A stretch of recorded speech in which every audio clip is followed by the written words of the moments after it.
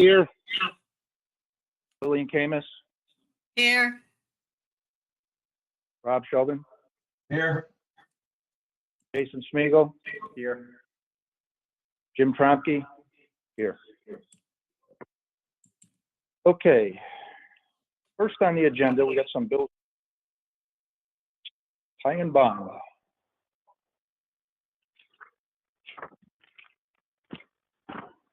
Jim, do you know the story behind that one? Why don't you refresh our memories, Lil? We had it at our last full meeting, and but there wasn't any final letter that we had received from Ty and Bond saying they were satisfied with their recommended changes for the Dollar General site. So we postponed doing that until we got that, which we did. And everybody should have gotten that. And this is $600 is the final amount due on the contract we had with them. Okay, so it's 6. Jim, you're That's what breaking. Are you moving around? No, we're sitting still here. So it's $600 that I have here. Can you hear me Yes. okay? Yes. So everybody saw this at one of the previous meetings. I'll take a motion to approve. I'll make a motion to approve Ty and Bond's invoice, invoice number 092091122 for the amount of $600. Do we have a second? I'll second. Jason seconds. Any other discussion? All those in favor? Bob? Aye. Lillian? Aye. Rob? Aye. Jason? Aye. Jim is an aye. Motion carries.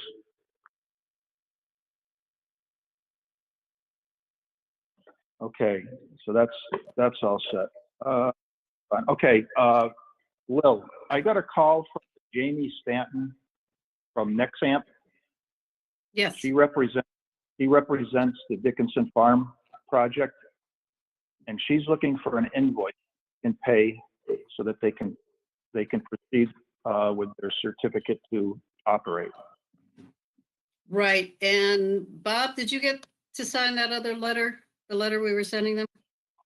Yes, the letter that you composed, I signed it and I dropped it in the Dropbox at Kathy Leonard's office yesterday afternoon, and I left her a message on her business phone that it was there to be sent out.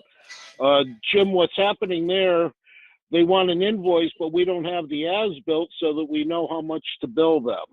And this letter said that they're not going to get a certificate of operation until they've provided the as-built, and then we will start the billing process. Also, this letter was CC'd to the building inspector. Okay. And Kathy just texted me. She sent it out today. Okay. So we need an as-built. Correct. And Kathy sent the letter out today. Okay. Well, I've got this woman's contact information. I'll try and give her a heads up tomorrow. She emailed me today. Okay. Hey, Lil, could you forward Jim that letter? Certainly. Thank you. Okay, and another item here. There's a letter here from Chris Martin wanting a letter from the planning board stating that AJ Auto doesn't need to provide a site plan for myself. Let me just clarify that. I had a conversation with someone from AJ prior to this letter stating that nothing on the site plan was changed. I said, well, if there's nothing on the site plan changing from the original site plan approval, we don't need to see it. So he said, would you send a letter? So I contacted the Chris Martin's, the select board's office, And they said, that's not true. They've provided us with a different site plan than the one that they presented 2020. I said, well, then I'm not going to, first of all, we're not going to send a letter. I don't send a letter without permission from the board. And number two, it's a different site plan. They're asking to do something different with the property than what they said they were. So I just want to clarify that. There will not be a letter coming from the board with my signature on it, stating that they don't need a site plan approval, because in fact they do, if they're going to be doing something different than what they said. So that's the letter sitting here before me on the interoffice memorandum, Chris. I think you guys saw this a couple of weeks ago on a meeting I was absent for. Yes. Yes. So are we going to be sending a letter to the select board saying, yes, indeed, they do need a site plan approval or review? Well, they know they do. This letter is asking us that we're waiving a site plan. Okay. I Well, think probably a big communication bump there between everybody. Well, there's more than that. They're stating something different than what I was told, and the site plans that we saw are certainly different from the site plans that were presented for the issuing of the license in 2020. Correct. So if I'm not mistaken, they issued them a temporary license to operate based on a letter that they were going to receive from us. So in March, when that temporary license expires, they'll be looking for a site plan approval, and then at that point they're going to have to submit one, or they won't get a license. That's Okay. my understanding of the situation. So I don't think there's anything we need to do. Okay, so nothing to Chris Martin clarifying, or just we're just waiting until their temporary permit expires. Correct.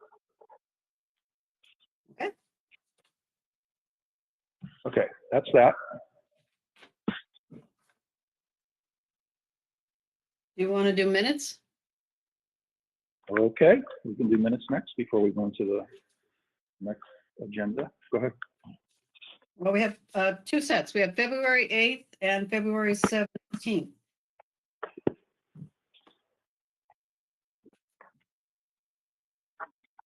I don't have anything in front of me to look at. Hang on a second.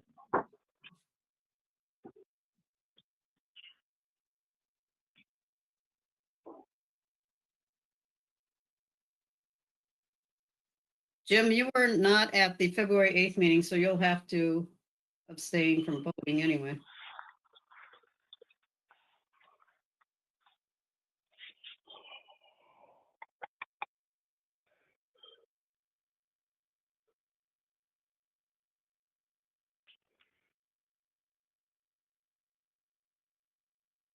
I've read the minutes, so don't hold up on for me on either minute. So we need a motion? I'll make a motion to approve the February 8th, 2020 meeting minutes as written. 21? I'm sorry? February 8th, 2021? Yes, isn't that Yes. what you're looking for? Yes, I thought you said 2020. Just clarifying. Oh, I'm sorry if I said that. Yes, 2021. Okay. Sorry. We have a second. Yeah, Rob will second that. We have a second. Any further discussion? Bob Sheehan, Aye. Lillian, Aye. Rob, Aye. Jason? Aye. Jim abstains. Motion carries. So we have a motion for the next 17th. set of minutes. 17th. I'll make a motion to approve the February 17th, 2021 meeting minutes as written. We have a second. I'll second. Jason seconds. Any further discussion? All those in favor? Bob? Aye. Bill? Aye. Rob? Aye. Jason? Aye. Jim? Jim's an aye as well. Motion carries.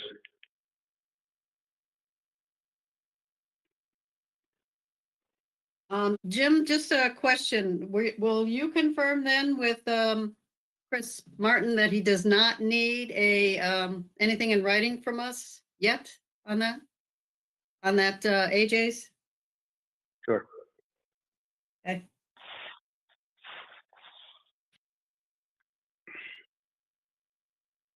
We've got 2 more minutes. So how's everybody been? Good. Good.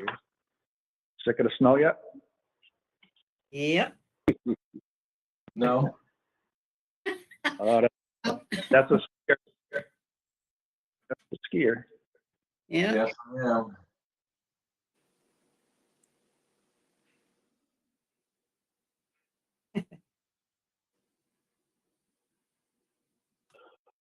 Now, Jim, I see that the ZBA's meeting is not until 6 o'clock. Are we waiting with them or are we just going to do our thing and what? We're gonna just do our thing.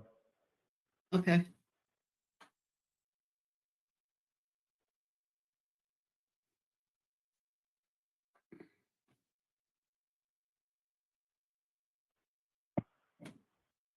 One more minute.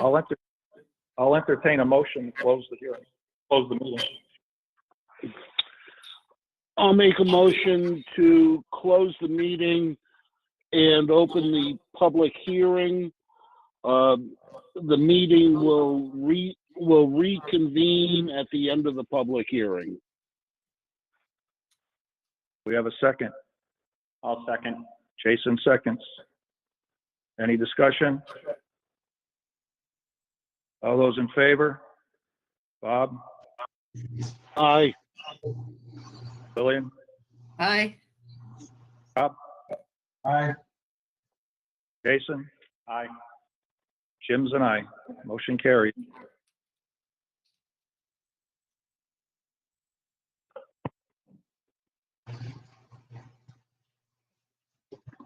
Okay, I have 5:15, February 22nd, 2021. Opening the hearing in accordance with MGL Chapter 8, Section 9, the Granby Planning virtual public hearing and go meetings on February 22nd, 2021 at 5:15.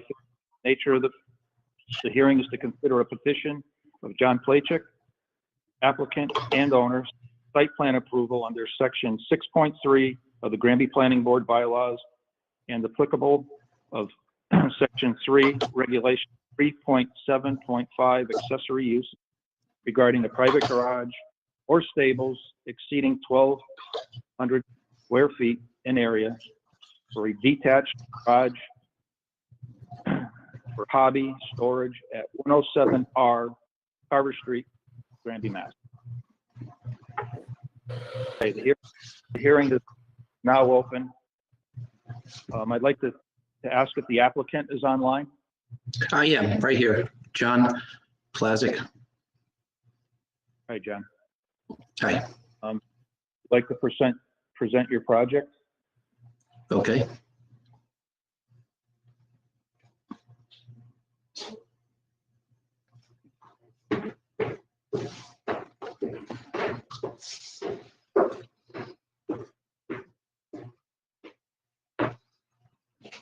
John, there?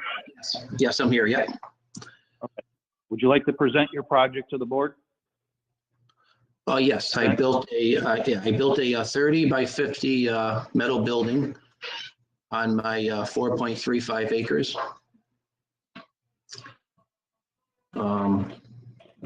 Just for a storage and a workshop.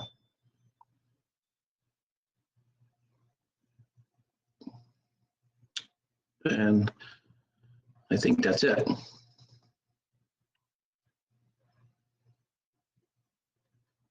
Okay. The board had a chance to review any of the information that was forwarded to us, site plan, layouts, pictures.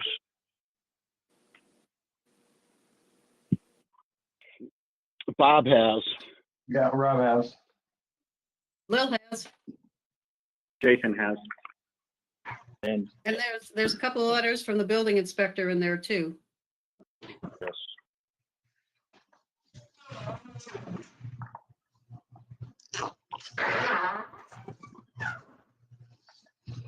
Got letters here, the highway department, police department.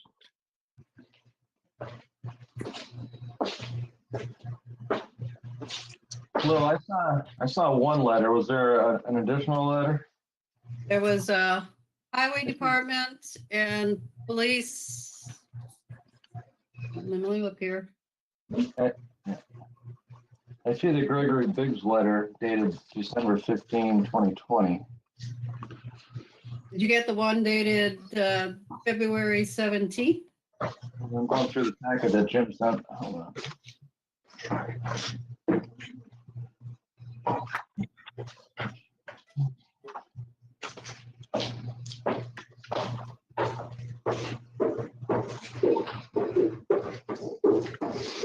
And there's also a letter from an abutter there too.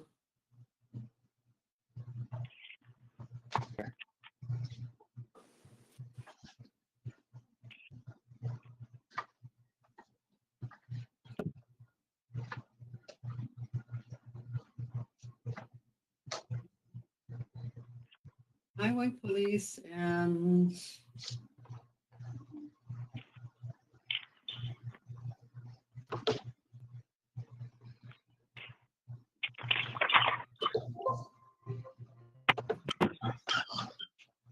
highway police and the Board of Health. Those are the three that responded. Correct. All have taken no, from what I said, taken no exception to it. Correct. Nothing from conservation though. Not yet. May I speak? Shortly, we'll open up the public comment. Thank you.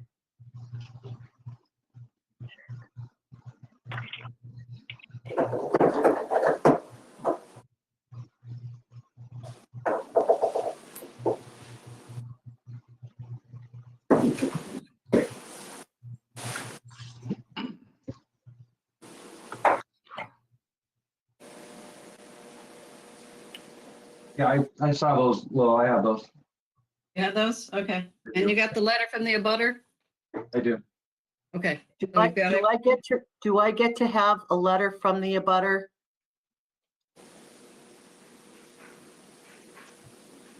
You get to have a letter from the, yeah, this is all public information. You can get the letter from town hall. But we'll is- open up. No, Give us a- please don't cut me off. I'm in a butter and I don't even know who O1 and O2 are. I wish I could see your names there. I think that would Okay. benefit people from the outside. Okay, And let me.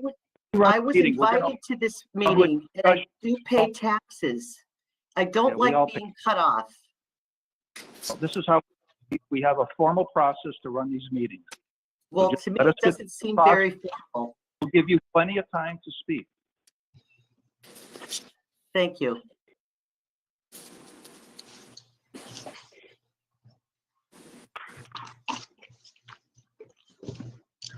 So the board have comments on the setbacks or the position of the building? I have questions. This is Lil. This is zoned residential. And it's also in a water supply protection overlay district. So there's a lot of restrictions there. Now, Mr. Plasek, you said that you are using this for a storage and a workshop. Correct. What are you storing in there? So I have a muscle car, the 72 Chevelle. I have ATVs, some.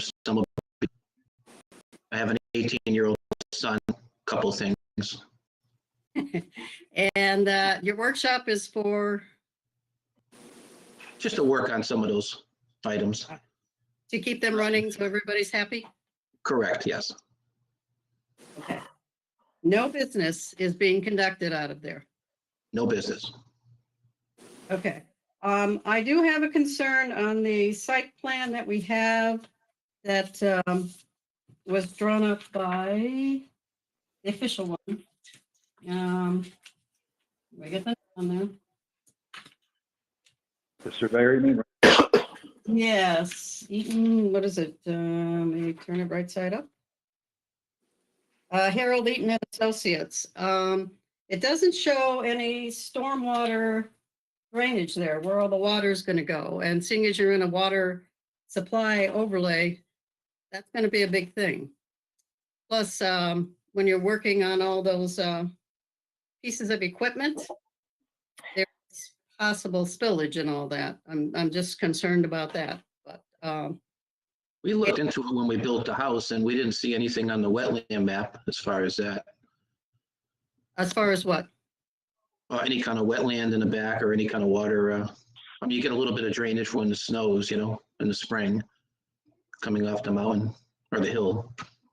Right, but you're adding a building now, which brings more runoff.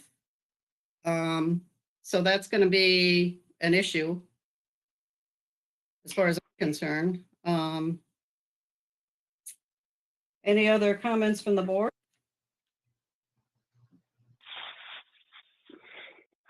Yeah, we didn't receive anything back from conservation on this, did we? No.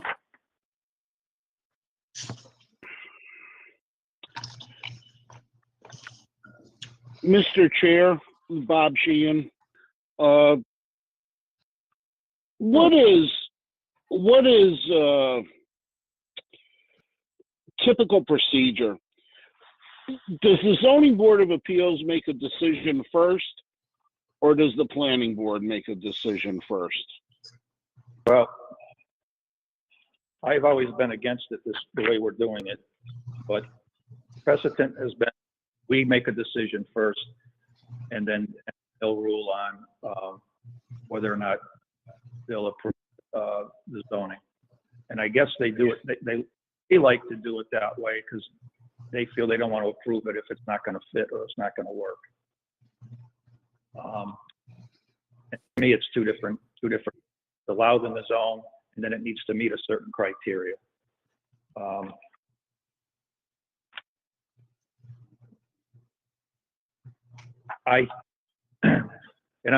Because there's been precedent on that, I think, you know, we'll go with that for now. I think we need some more information, you know, from what I've been looking at here. There was no building.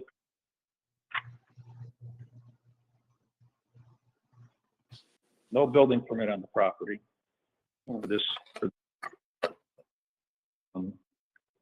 Although it's out of our purview on how it was built. As far structure goes, but because it's a town, it involves a lot of town entities approvals, no building permit, no site plan approval, no special permit to build in this zone. I think we need some more information, and I don't want to approve or disapprove at this point until we get information on it. And I town has to work in conjunction with each of the departments to make sure that we're all on the same page.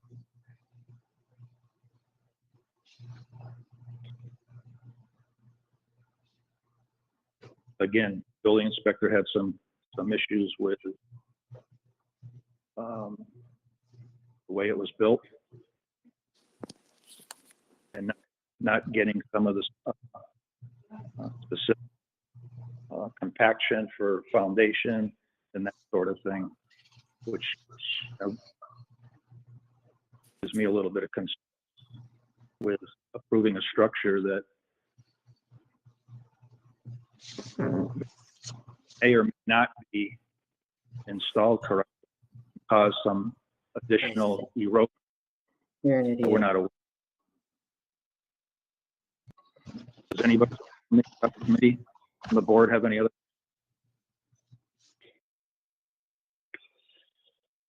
Okay, so at this time, I want to open it up for public comment.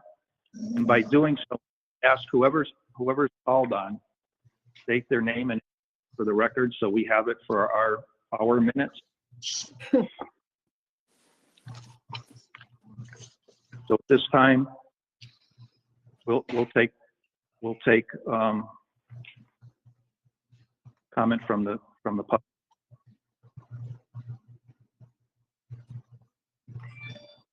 I'll go first. I'm Denise Hool Kukahiko. Can you all hear me? Yes. Yes. Okay. Yep.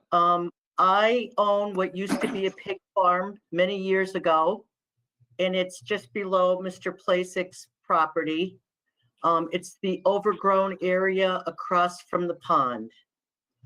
I took a ride out to the property today to see what was going on. I also downloaded the specs and the information that was put online. Honestly, I'm a property owner. I don't know much about protocol or what's going on, but I was invited to this meeting because I'm in a butter. I think I didn't even see any garage. I drove up, there was no garage. I stopped at someone's house that is in a butter, and unfortunately the people weren't home, but I spoke to their daughters, and their daughters had no idea, and their daughters were old enough to understand if there was a problem in the home or with land. They didn't even know that there was an issue going on. So I think that in my feeling about this is that Mr. Plasik originally made a mistake by not going through the process that should be gone through. If he's guilty of anything, he's guilty of that. I don't know much about wetlands and buildings. I looked at the blueprints. They're very thorough. It means nothing to me. What means something to me is what my property will be worth. And I didn't see a garage. I didn't see anything that looked like a business. The only thing that I see that is more of an eyesore than anything is the garage that's just abutting my property, and it's been there forever, and it's a mess. So as far as Mr. Plasik's property, I don't really have a problem with it. I don't live there, but the houses are all beautiful there, and it was snowy, and it was beautiful. It was just beautiful driving through there. So I don't have anything negative to say about Mr. Plasik, except that he should have gone through the right process. And the other thing I'd like to say is I have no problem showing myself and putting my name in here. And I think it's strange that two people that have high positions on this board have caller 1 and caller 2. Now, maybe you know that, and I'm sure you all are very aware of that, but I'm an outsider. I live in Chicopee, and I don't know who everyone is. So I think it would be a lot more professional. You don't have to put your face up there. And I'm a school teacher, and I've been teaching remotely, and this has all been going on. And I think it would make Granby look a lot more professional. I don't know who GCAM is. Mr. Chair, if we may, point of order. Did I overspeak 3 minutes or? Well, do you have anything else that's pertinent? No, Project. I don't, but I think you're rude to newcomers. I think you could have been more welcoming. Well, thank you. For anybody else, comments from the public on this project? Yeah, I'm in a butter. Can you state your name and address, please? Mike Blanchett, 109 Carver Street.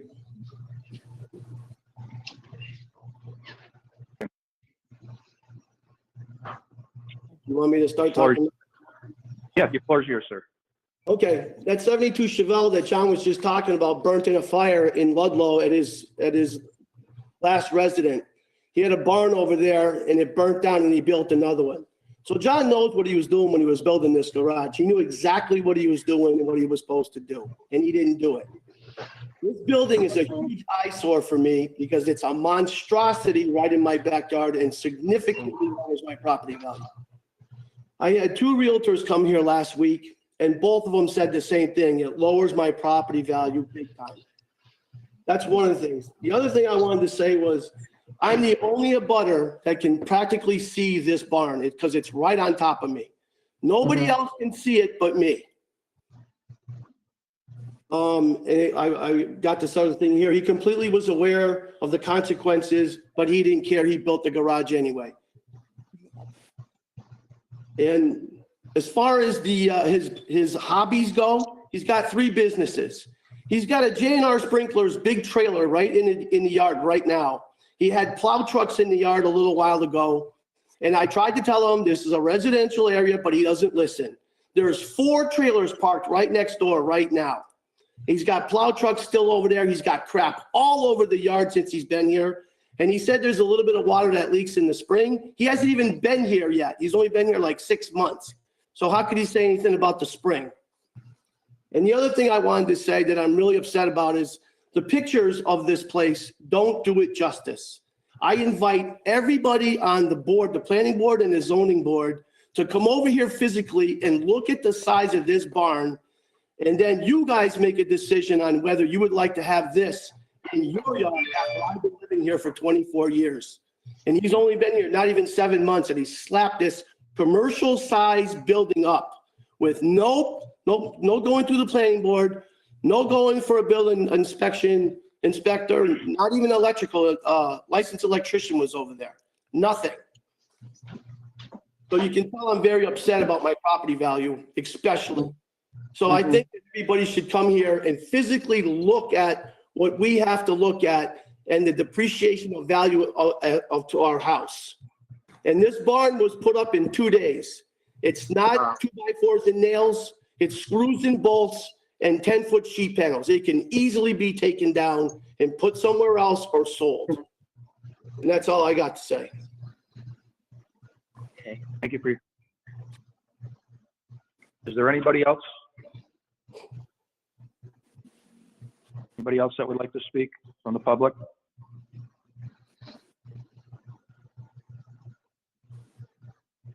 Okay.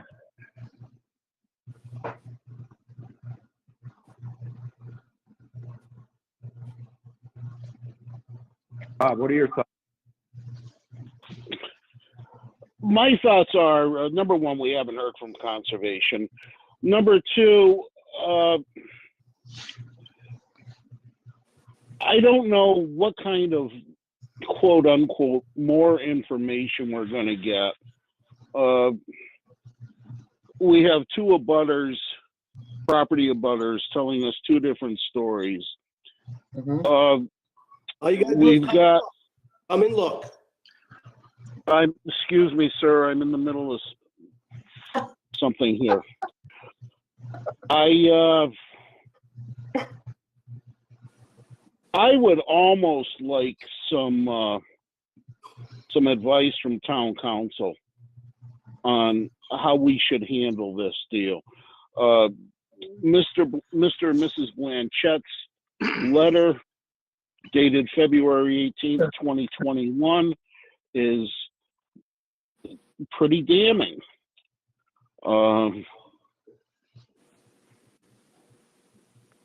I honestly don't know which way to go with this, Jim. Okay. Lil, you have anything you want to addition to?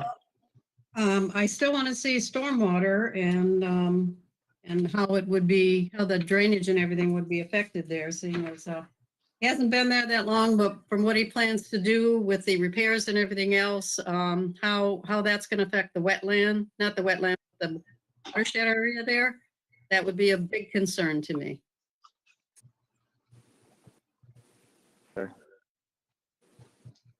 Bob, do you have anything you want to add?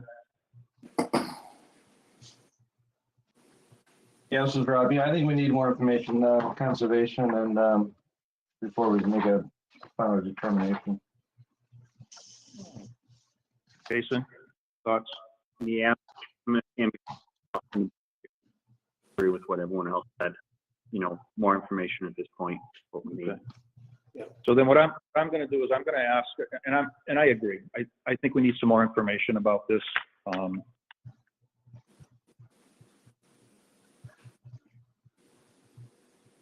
So I'm going to ask for a motion.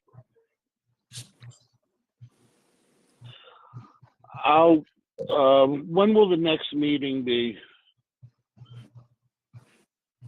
Does somebody have a calendar right there? March 8th.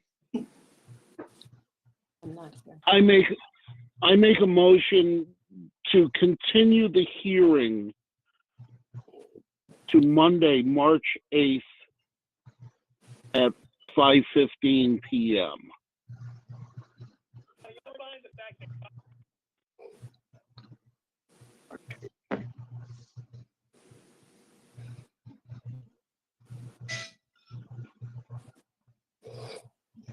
Okay, so we have a motion to continue the meeting to March 8th. We have a second. Yeah, Rob will second.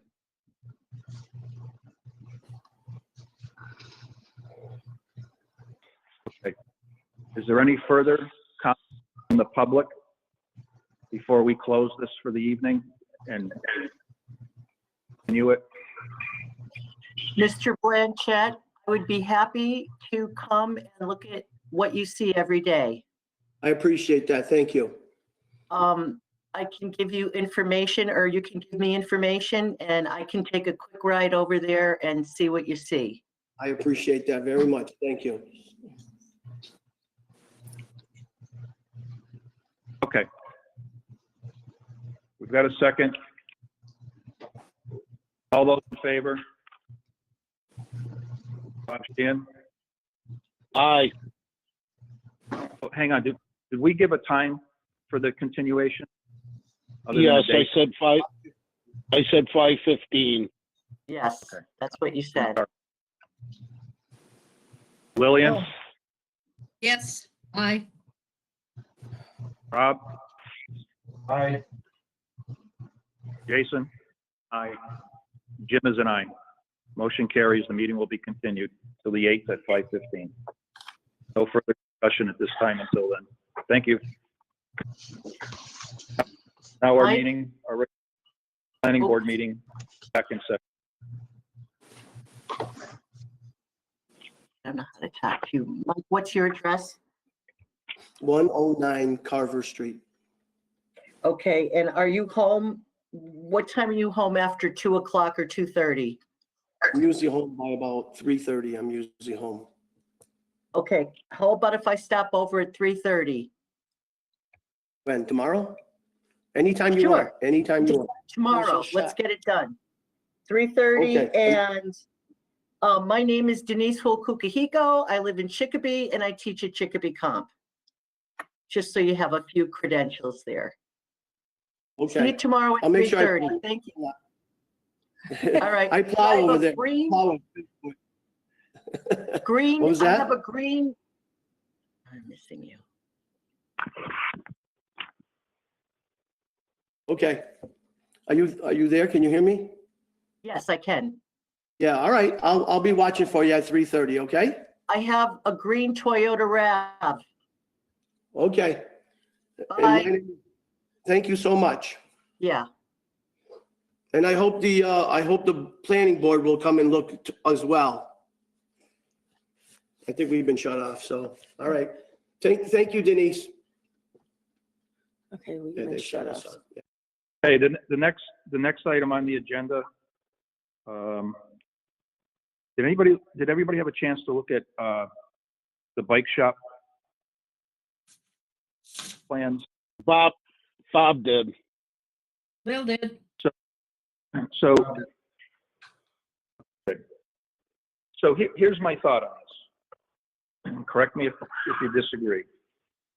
The property, the bike shop is moving from over by Dunkin' Donuts across down the street a little ways. I don't know who owns the property now. I think Lamro's in there at the moment. It's Mr. already been Trompe, yes. Just who's this is Matt from the bike shop. okay. Hi, Matt. Actually, Jim, excuse me for a minute. Jim, technically, this doesn't go on until 5:45, just in case people were going to come in at 5:45.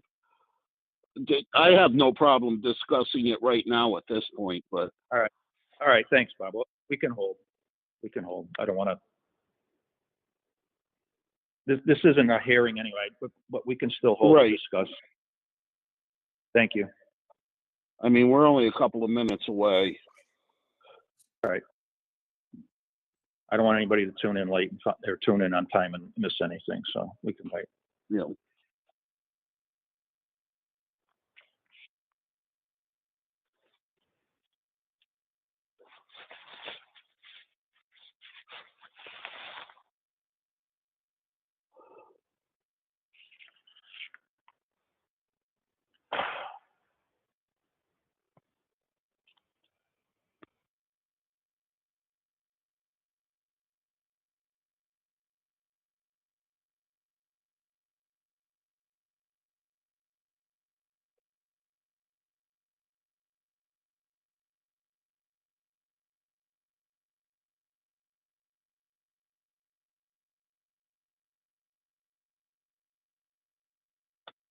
Ken, are you on? Yes, I am. One thing that I've only got one comment on the letter to the Board of Selectmen, the very end of it. Sincerely, Glenn Sexton, Chairman. Thank you. I as you started reading what you were going to say, I said, "Oops, that's what I forgot to change."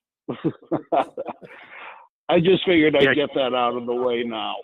My apologies, Jim. Thank you. Yep. Well, Ken, you called Kathy out on it a couple of weeks ago. So I was surprised that you let that. That particular document, I was like churning to get it out, and that just went over. Sounds like there's a lot of going on.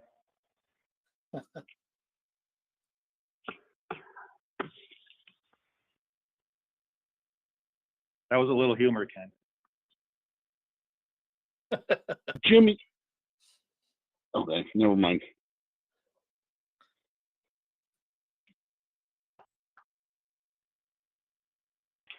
Okay. 5:45. We can discuss it now. Matt, just hang on for a minute, if you would. So. Yes, sir. Here's my thought on this.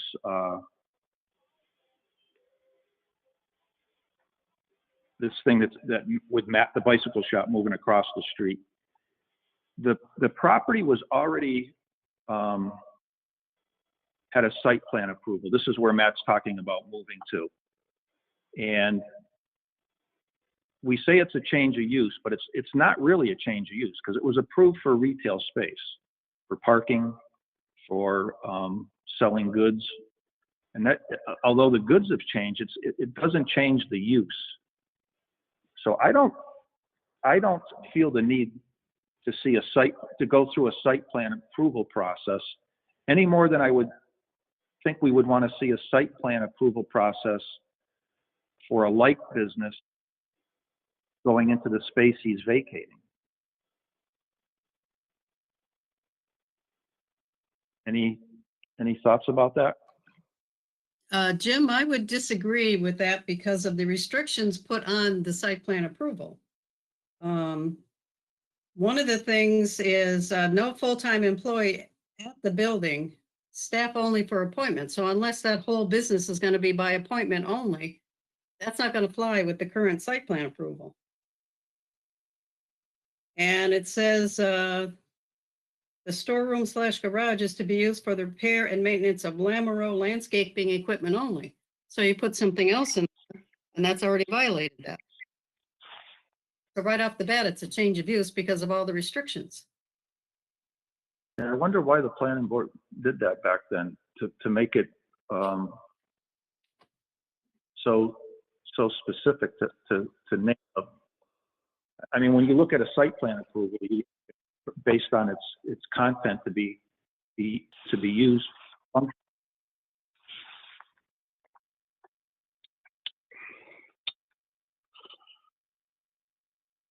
Well, regardless, I have to agree with Lil in that we'd have to at least change the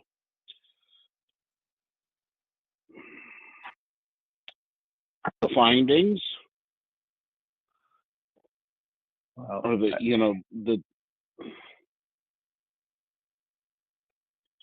because how can something like this follow the 2006 document follow something in perpetuity?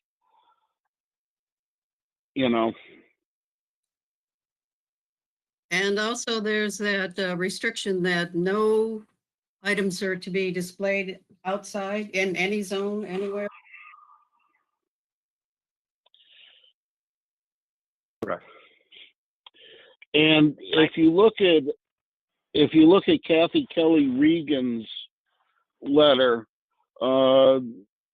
she certified that a copy of the decision of the planning board of the town of Granby related to the application of Sean Lamoureux for, and it's underlined, change of use to existing building was filed in this office. So I think we're going to have to go through something.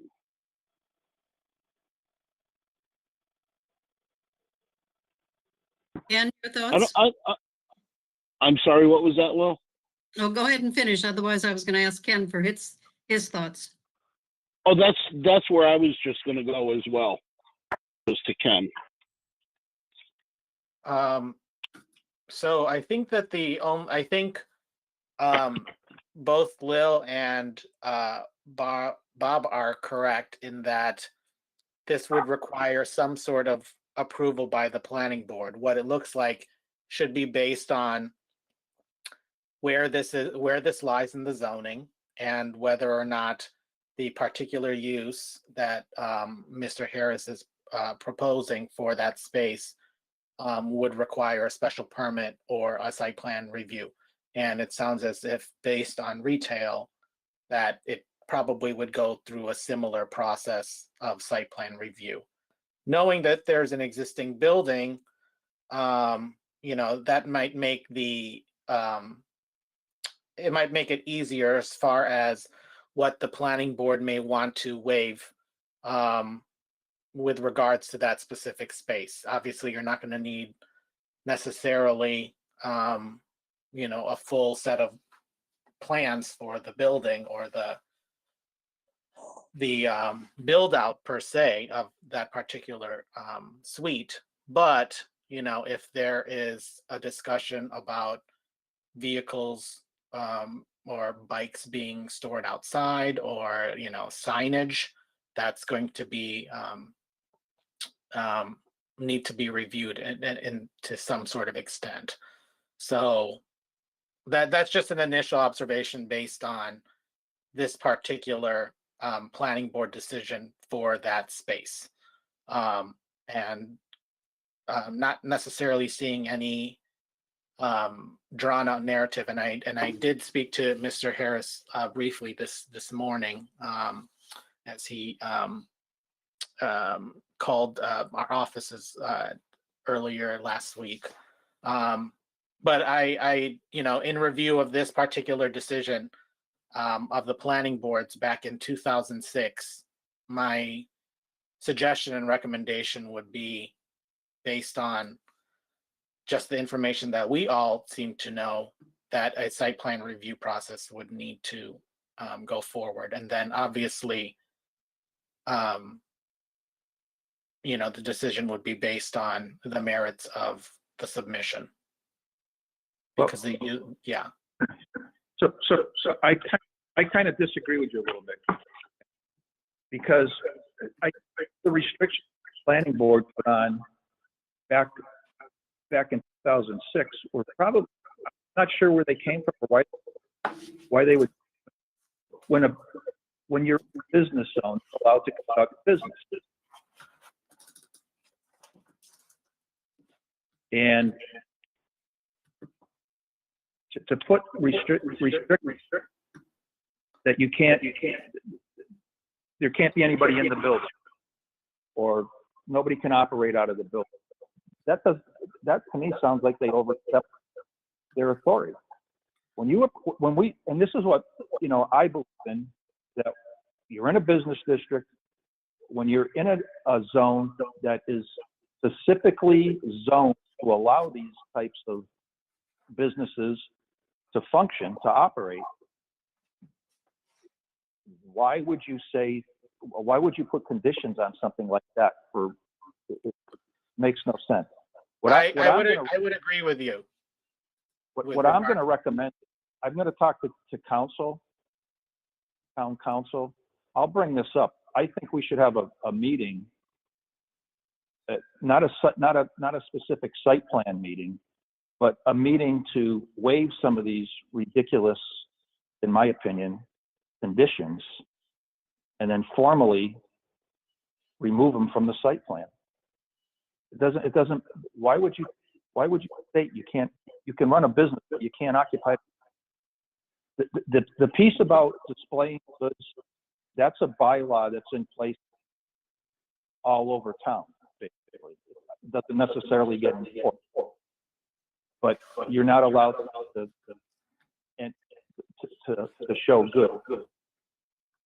But you can say, well, then how does used car lot do it? How does a company that sells trucks?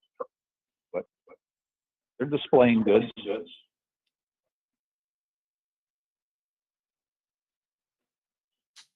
So if the board, we can take a vote, like feedback. I give some comment from council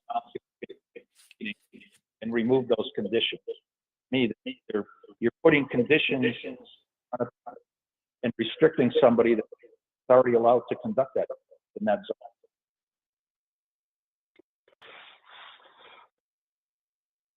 zone. Jim, this is Lil. I still think, fine, that's something we have to correct down the road. But for right now, what we're working with right now, there are these restrictions.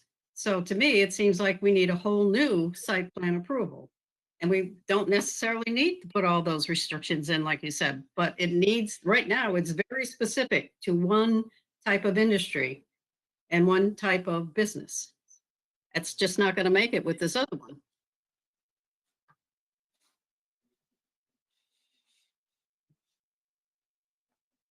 Again, I think town council needs to weigh in on this. This is outside holding a public hearing, site plan approval, because there were restrictions put on one specific business that was occupying that space. And I agree. When it's allowed, then I don't see, they treated it like it was a special permit. I would agree with that, Jim. You don't need a special permit to operate.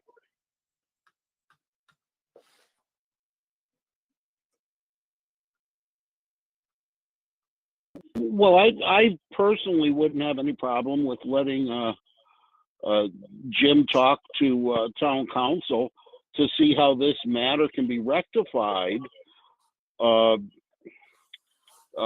Ken did indeed bring up a point, regarding signage, but that can be just simply done with a sign permit, depending on what Mr. Harris wants for signage. he may very well fall within the parameters of the bylaws. Can I comment on the sign, please? Yes, you can. I'll give you the floor. Only, you know, I would just do whatever you guys said I needed to do as far as the sign goes. I don't have any, you know, I don't have anything I need more than, yeah, almost anything is going to be fine with me. And then as far as the goods outside, I know that I've, you know, had some discussions with, I think the building inspector down here over the years, and the only thing I ever said to him was, you know, like what was going on at All Power or Granby Grain, you know, they definitely have goods out front, and currently, you know, Lamoureux sells his wood is out there, but you know, I definitely want to, you know, follow the rules, and for me, most of what would trickle outside, you know, due to the space, was more bikes that just I was working on, you know, that weren't for sale, but just so I could clear out some space in the shop so customers could get in. You know, it gets kind of crowded, you know, with the bikes. So, but I definitely want to follow the rules. So that's, and I appreciate you guys taking the time here. Thank you. You're welcome, Matt. What's your time frame to get over there? Well, it's really based on, you know, we were hoping to get in to start cleaning up the inside, maybe as, you know, as soon as this next month, and then possibly be open for April would be great. You know, I don't want to miss out on the beginning of the season, and I really haven't made any effort to notify, you know, anybody about, like the public, about like a new location. You know, I'm hoping it shouldn't be too difficult for people to, you know, and with the internet, be able to, you know, figure out where I'm at over there. You know, but I want to try to get ahead of that, you know, once I know, you know, whatever needs to be in place is in place. That's all. Okay. Well, I'm all for moving this forward as quickly as possible. You know, I just want to make sure that we've done it correctly.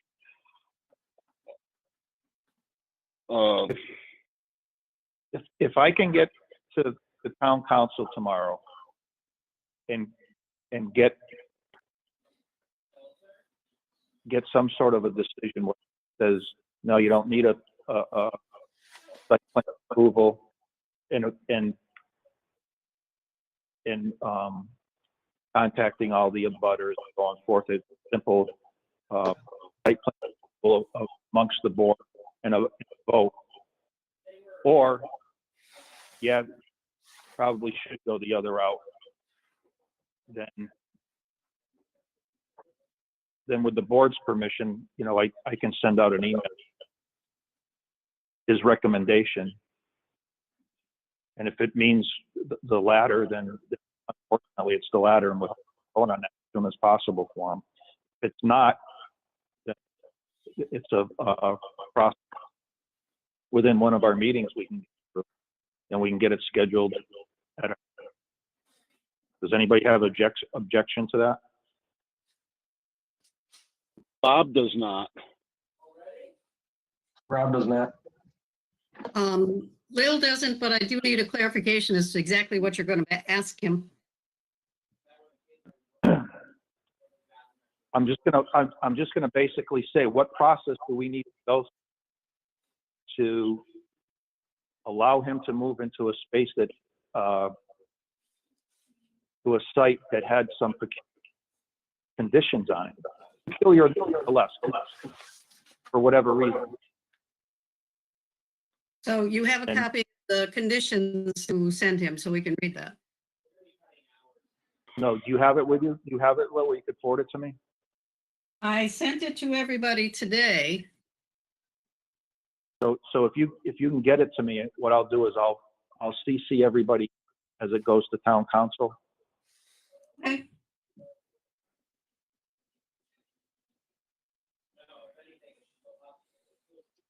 All right. So Matt, you're still leaving you out there hanging a little bit, so. That's all right. I know it takes a little time, and then I as far as that appointment only thing, that's kind of odd. I guess the only thing I'm wondering why certainly, somebody like Sean might request that and why that would be in there, but I know that they don't have anybody full time that sits in that office. So I don't know if it was that they said, like that we're not going to have somebody there all the time, and you got to contact us, the appointment thing. I don't know if that's how that came about, or if it was a thing that the town said, or if it was something that he requested. I don't know. That's the only thing I was thinking about that, Not conditional. I would have to imagine that it was something that the town came up with, because I think basically what you're saying, Mr. Harris, is, what business owner in his right mind would ask for that to be included in the restrictions? Yeah, I don't. Other than unless he just needed to make sure, somehow they knew that was the way that business operated. I don't know. Yeah. May have been something like that. They were allowing them to put their goods out in front, and the only time anybody would be there is when.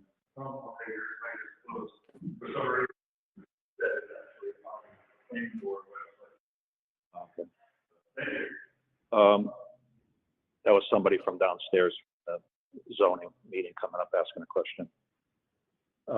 Probably because they couldn't load trucks or they couldn't do anything by appointment only because they weren't going to have anybody there. I don't know.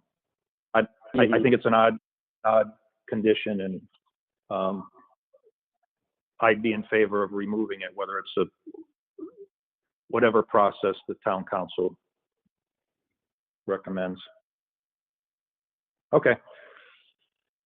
Does anybody have anything else? On that or anything else? On Matt or anything else? A couple of things.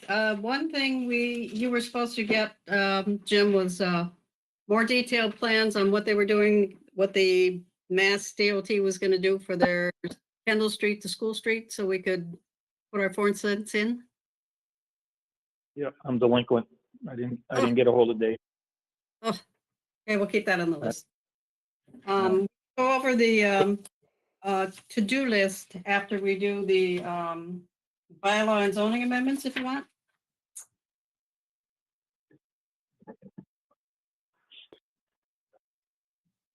Yeah, we'll do that after. Okay. To-do list. Okay, so you sent out some information in plenty of time for us to review and absorb there, Ken. My apologies. That's okay. I'm just teasing. Does the board want to take this up at the next? Well, we can't take it up at the next meeting. We have to do it tonight. All right, Ken. Floor is yours. So I think the board has seen in some form or some iteration, specifically the map amendments as we've presented that over time. And so as you'll review the document, and I'm sure that based on, the exercise we did last year with regards to the solar bylaw, there are a bunch of various documents that need to be submitted. But understanding that the first one is the memo to the select board, there may be a day to refine as appropriate. However, I think what I submitted were 6 articles, specifically the first 3 being the map amendments, which is the expansion of the industrial district at the west corner of town. Then the overlaying of the professional office overlay district on parcels, and this is how it reads, on parcels on both sides of Pleasant Street between Barton Street and East Street, and on both sides of East Street between Pleasant Street and New Ludlow Road, not exceeding a depth of 150 feet from Pleasant and East Streets to the rear lot line as shown on the map. So what is going to be another product of this? If we are finalizing the distance between the right of way to either the entire parcel, if it happens to be under 150 feet, or if it happens to be a larger parcel up to 150 feet, is a map showing what that boundary will look like. And I'm going to have to ask and have started putting the GIS staff on notice to include this in one of the items that I'll need from him. And so, yeah, go ahead. 150 feet. Are you, excuse me, are you referring to setbacks? No, it's not the setbacks, it's the boundary of the overlay. So how, it doesn't affect the setbacks, it will affect where the boundary of the overlay goes. So, whether or not a parcel, and I'm just looking at one, a parcel is a or what currently is a single family zone, more than likely the entirety of that parcel is going to be in the overlay. Whereas if you have a larger parcel, specifically if there is a parcel with that's like a pork chop lot, which there are a couple within this corridor, that up to 150 feet from the right of way to that would be part of the professional office overlay district. So it doesn't affect the building dimension, it affects the size of the overlay. So presumably if a development were to come in that wanted to, use the professional office overlay district for development, that development would be, closer within the 150 feet of the right of way. So it doesn't affect setbacks. It's more so the size between the right of way to either the rear lot line, if it happens to be 150 feet, or up to 150 feet. I thought we discussed that it needed to go deeper than that. Same principle, but it needed to go 150 feet doesn't give you enough to put a building, keep the setbacks, parking. I know the 202 corridor is like 500, but I think you need. You said the 202 corridor was 500? I'm pretty sure. I think it should be consistent with the other ones. I agree, Jim. 150 feet is a little too shallow. You're going to end up with like 5 corners with the buildings right on not enough setback to put park. Mm-hmm. Okay. So I guess one of the and we can definitely change that, is understanding, because I wasn't able to find what that boundary, what that stretch was from, along 202 where you have the overlay districts. With the town meeting items that I was able to find on the town website were specific to maps, but it didn't provide, verbiage for that boundary. So basically, you want to put in something to that nature. This way here, it allows you to have plenty of room behind the facility for parking. It's not as much of an eyesore that way. You follow me? Yeah, no, and I would agree. I was going off the other town, the entire parcel, but go up to 150 feet. I think if the board and the town had approved the boundary going further than that, then we should definitely change that for both this bylaw amendment, or this map amendment, and the next one. I think 300 minimally knows. 202 is a little bit different. Okay. Looking for bigger. This is, we're looking for something more on the small professional side. I'd be more in favor of probably like 300 feet maybe. Okay. Yeah, and you can, I think that between now and assuming the select board gives you your day for the public hearing, obviously, this discussion is going to happen. And what I will do is have our GIS staff prepare the map, because it's hard to imagine what this is going to look like. You need to have a map to both advertise to the residents, but for you as the board to make your recommendations. So I will change that to 300.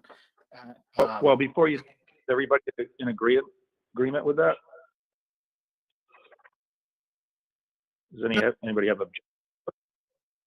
This is Lil. I'm okay with that, except, but I do have a question on the street name. So if you want to go get the consensus on the distance first and then come back to that, that's fine. This is Rob. I'm okay with your proposal, Jim. Yeah, this is Jason. I'm okay with it. Yes, Bob's okay with it. I'd even like to see it more inviting and deeper. And like Ken said, it all depends on what or some of it depends on what the physical depth of the lot is. But it's a starting point. I think 300 feet, 150 feet of frontage, that's an acre. I think that would support any type of small business we're thinking of. Yeah. Talking in Abishans, then something like that. I think we're looking to put something like that in that zone. Mm-hmm.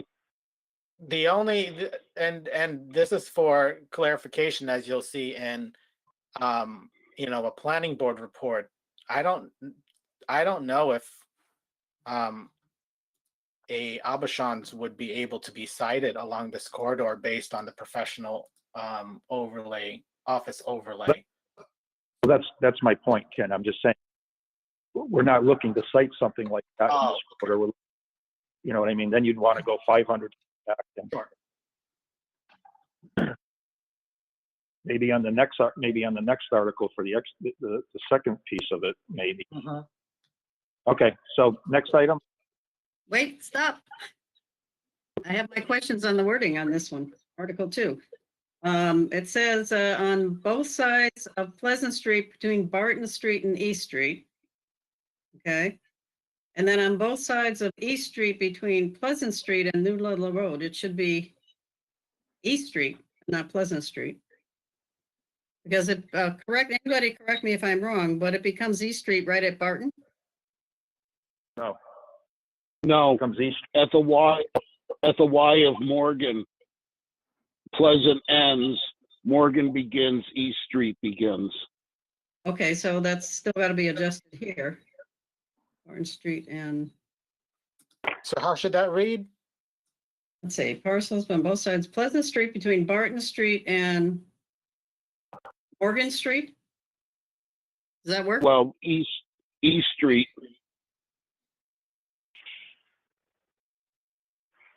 Pleasant Street between Barton and East Street. Okay, on both sides. Well, and on East Street between Morgan Street? Do you want to say that? And New Ludlow Road? Actually, why can't it just read both sides of Pleasant Street and East Street between Barton Street and New Ludlow Road? Would that simplify it? That would. Yeah. Pleasant Street and East Street, on both sides of Pleasant Street and East Street, between, what was it? Barton and New Ludlow Road. Okay. Yeah, I think that simplifies it. Not exceeding a depth of 300 feet from Pleasant and East Streets to the rear lot line. Mhm. Yep. Okay, good.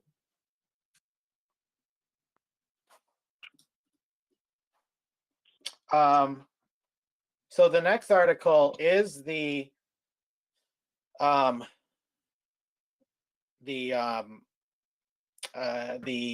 stretch between New Ludlow Road and the Ludlow Town Line. And so at the last meeting, I'll just read what I have written down is amend the Granby zoning map by overlaying the mixed-use development overlay district on parcels on both sides of East Street between New Ludlow Road and to the Ludlow Town Line, not exceeding a depth of 300 feet from East Street to the rear lot line as shown on the map.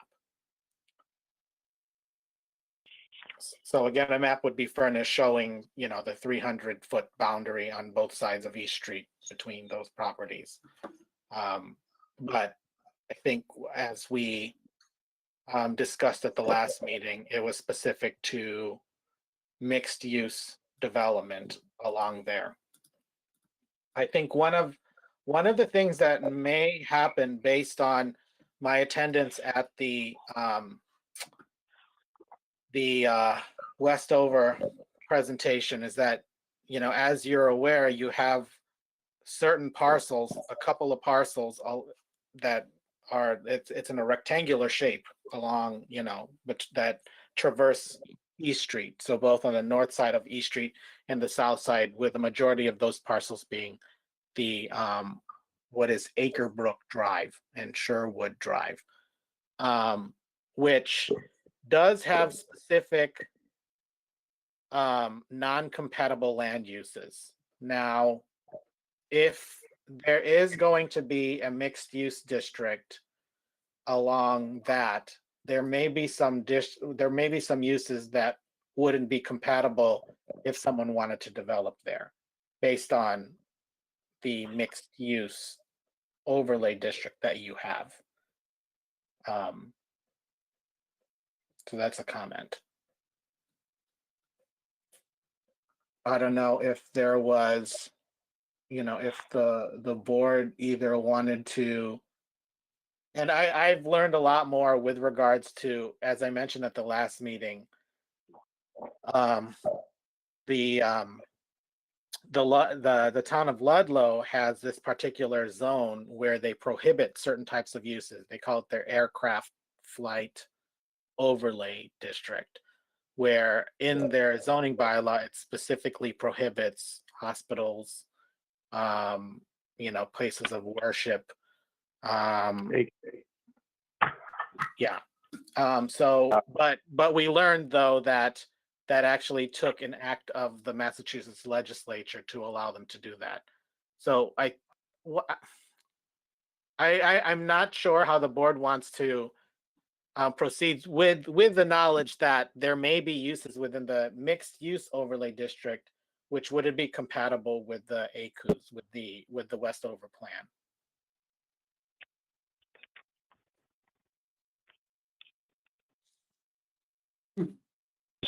So am I understanding this correctly, Ken? You're saying that we should wait for Westover to come out with their thoughts on use of that property before we do anything? So we can make them compatible?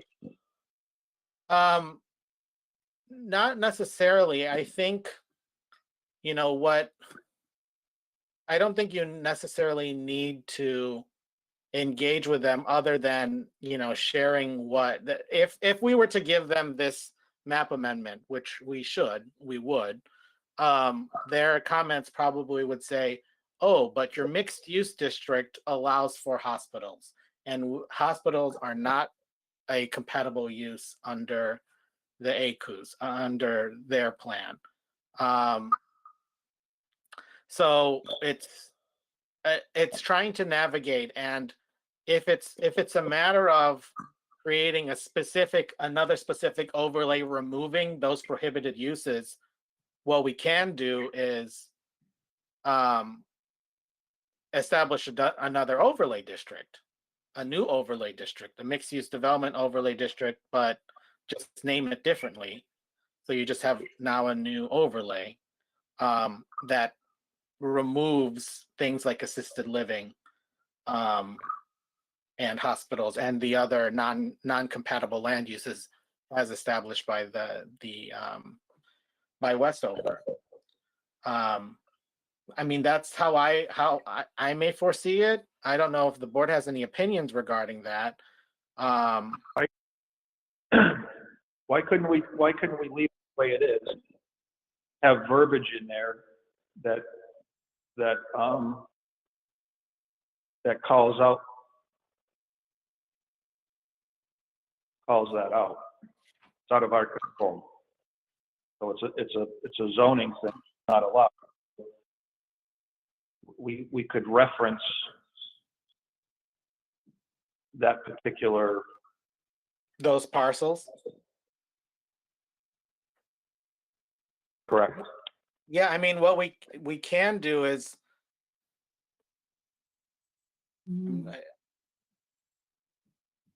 I like the other way better with us just doing a different overlay.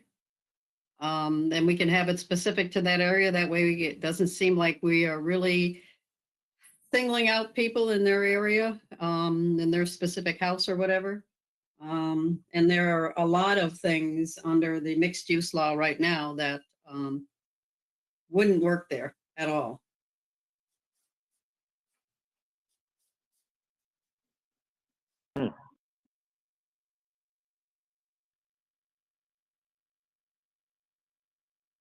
Because I think another approach could be, instead of doing an overlay,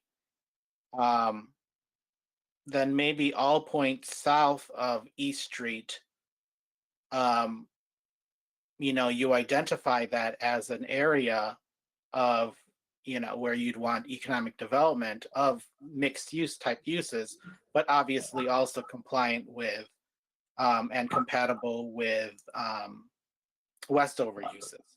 So instead of doing the overlay, coming up with a new district, and the board can decide how that boundary is to look, whether it also would include north of East Street for that. Okay, because you've got agricultural preservation mixed in there and also also floodplain.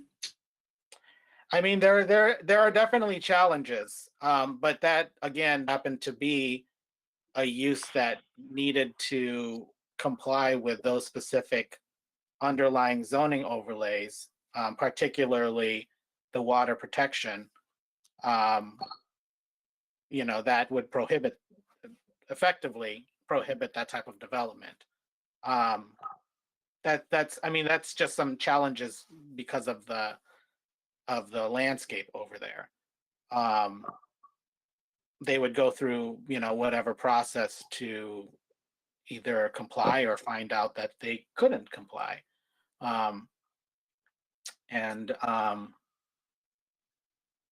Yeah, I guess it's just a matter of the board,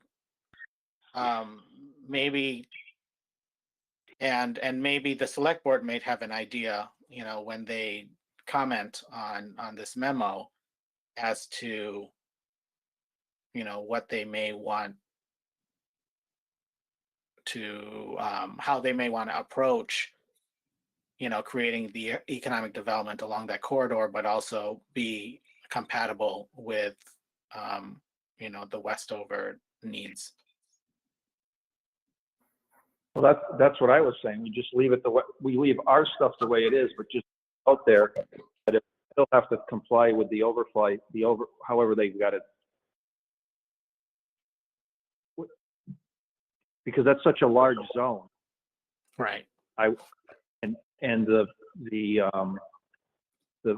flyover and changed just recent months due to the different aircraft that's flying out of it. So the noise, restricted area changed. Yeah, it's not necessary. What I learned is not necessarily the noise. It's because the noise actually, I don't think based on this, based on the document that I read, that there would be any non-compatible land uses based on the noise level. It's more so on the APZ, which is your aircraft protection zone, I think. I don't know. So basically crash zones? Yeah, I guess so, yeah. The noise, it doesn't look based on the plan, based on what I was able to look at and look how it affected Granby, was not specific to any noise issues, but more so the issues with the crash area, the accident potential zone is what they call it. Okay, that's what they're calling it now, area. Originally, they were buying up houses due to the noise. Mm-hmm. So I think we keep the overlay the way it reads elsewhere. We keep that the same. We stay consistent, but then also call out a note about the accident. What did you call it? The what? The APZ, the accident potential zone.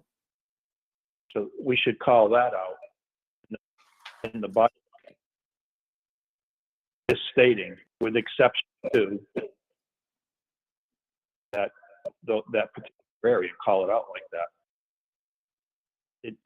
So in other words, it would read, you can build, we put an overlay here, you can build in this zone, with the exception, you can't build here because it's what, you can't build here because it's the aircraft.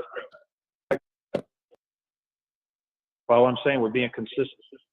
You can do what you want in this zone. So whether it's, the water protection. Or you could simply word it that it provided all other state and federal regulations are met. Yeah. That's the way I do it. So if there is within the mixed use overlay district, and maybe even drawing attention to the particular area, suggesting that federal and state, that any sort of permitting or allowances by those entities need to be complied with, including, the approvals that the planning board would give. I think that's appropriate.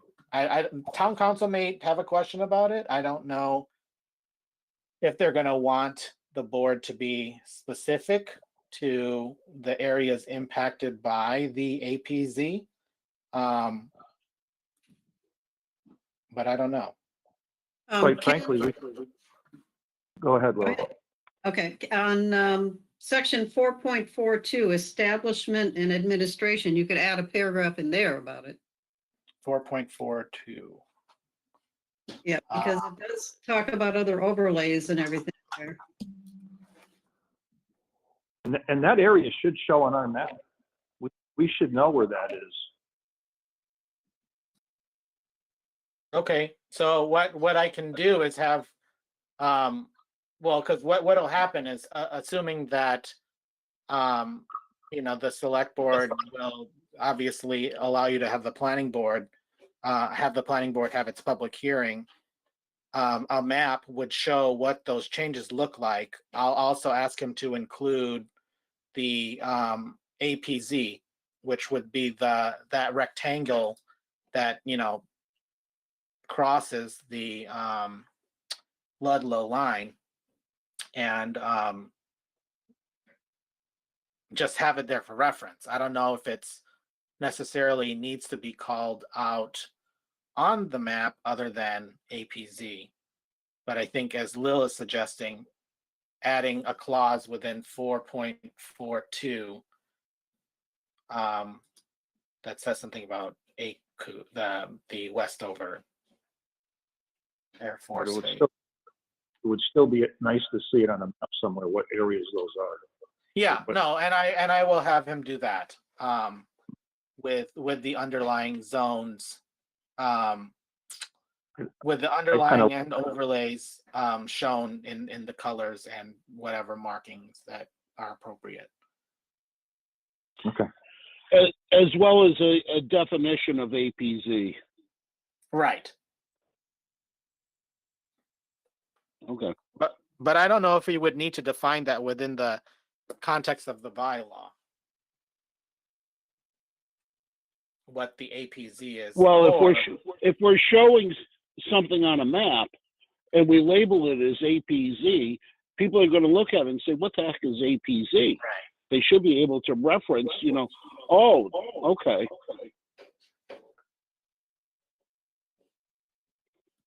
Okay, I'll figure out how to, suggest wording of that on a zoning map.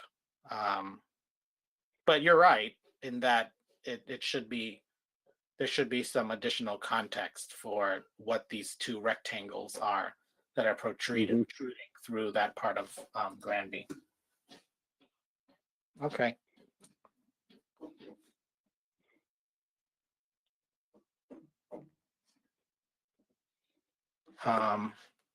Was there anything else regarding this? Not from my perspective. I'm okay. Okay.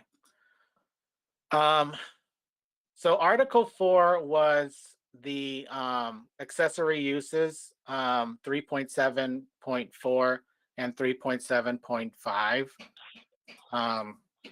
And it basically is an amendment to the use table where you address those items. And I have 3.7.4 now reading: private garage or stables exceeding 1,600 square feet but less than 2,400 square feet in area would require site plan approval by the planning board in the residential single family zone, the general business zone, and then 3.7.5 reads: private garage or stables exceeding 2,400 square feet in area. Both still say provide that no business, service, or industry is conducted therefrom or therein. And the private garage or stables exceeding 2,400 square feet in area would be permitted in town with a special permit by the ZBA, site plan approval by the planning board in the residential single family zone, general business zone, and village center zone. Ken? Yeah. Why are, just maybe maybe just a question for the entire board. On the first part, we're just allowing it in residential mixed use, or however that is worded, without any site plan approval? Yeah, this basically would mean that up to 1,600 feet would be allowed without any input from the planning board. So you would need a building permit. So if the board wants to, then we'll have to amend this to suggest that there are districts that they wouldn't be up to 1,600 feet, that there would be some districts that type of use was not allowed at all. Well, we do already have industrial, but I would say if we're doing it in residential multifamily, we would need site plan approval. What is? Oh, I see. Yes, you're right. Yeah. So I'm changing the this use table to show that under residential multifamily, it would require for 3.7.4, which is exceeding 1,600 square feet, but less than 2,400 square feet, that it would require a site plan approval from the planning board. Correct. Yes, okay. Everybody else okay with that? I'm fine with that. Yeah, I'm fine with that. Good with that. But what about 3.7.5? Should residential multi have the same as the residential single?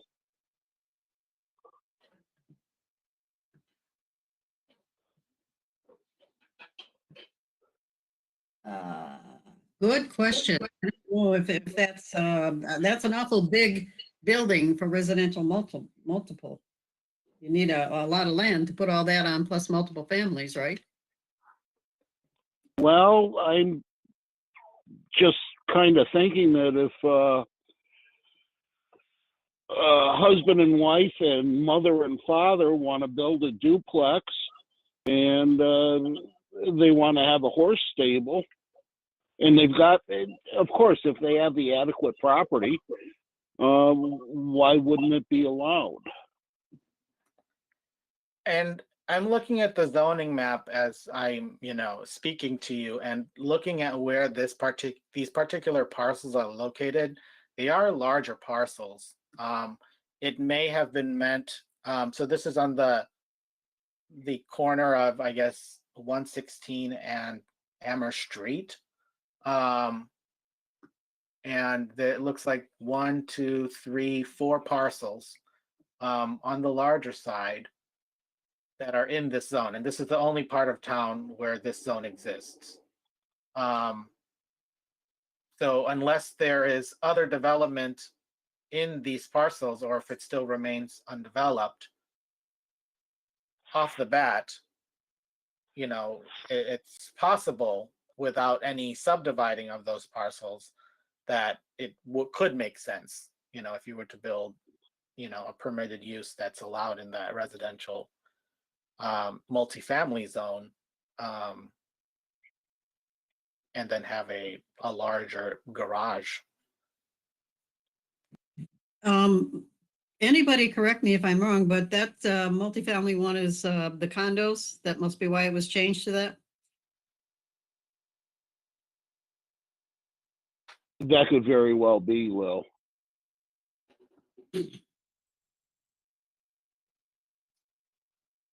Talking about Pleasant. No, Amherst Street and 116. Oh, on the other end, I got you. Going towards the notch. Yeah, it looks like, there's already existing multifamily there. So presumably if there wants to be some sort of permit for a larger building on the site, that would be allowed based on. Yeah, if you those are all pre-existing non-conforming. Those were all built before the bylaws went in place.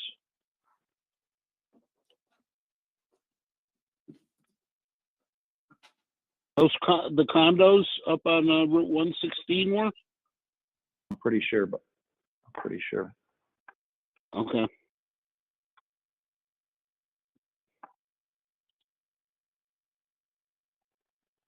I believe they were built before 72. So what does everybody want to do? Do you want to change not allowed in that area, or leave it with site plan approval planning board?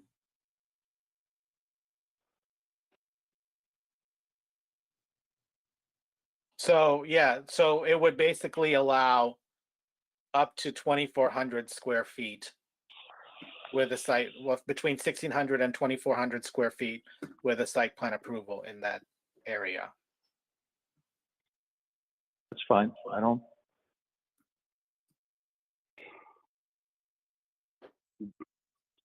But we're going to leave exceeding 2,400 square feet a no.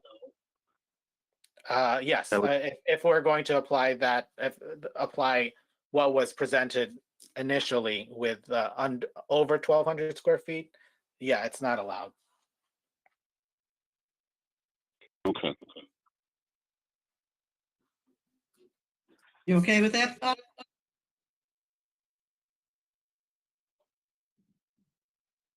I'm sorry, Lil, that question was directed to who? You, are you okay with that, leaving it as a no? Yeah. Yeah, for now. Okay, I mean, things can be changed. We haven't had anybody coming forward with a with a greater than 1,200 square foot building anyway.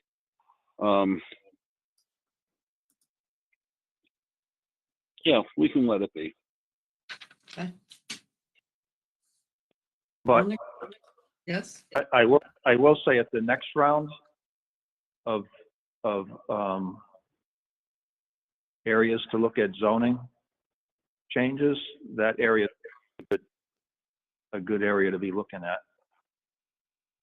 Right around where Amherst Road, Amherst Street come into play. to change it to what kind of a zone?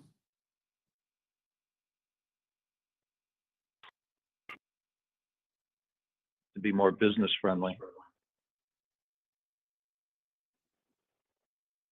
Specifically, I don't know, but something traffic there. Be kind of hard to do it with that big cliff over there. Big what? That big mountain over there, when you come off of Amherst Street and facing you, everything's a big, big mountain right in front of you. Yep. Okay. Bounding right along. Okay. So that is Article 4. Article 5 is the private event and private event venue.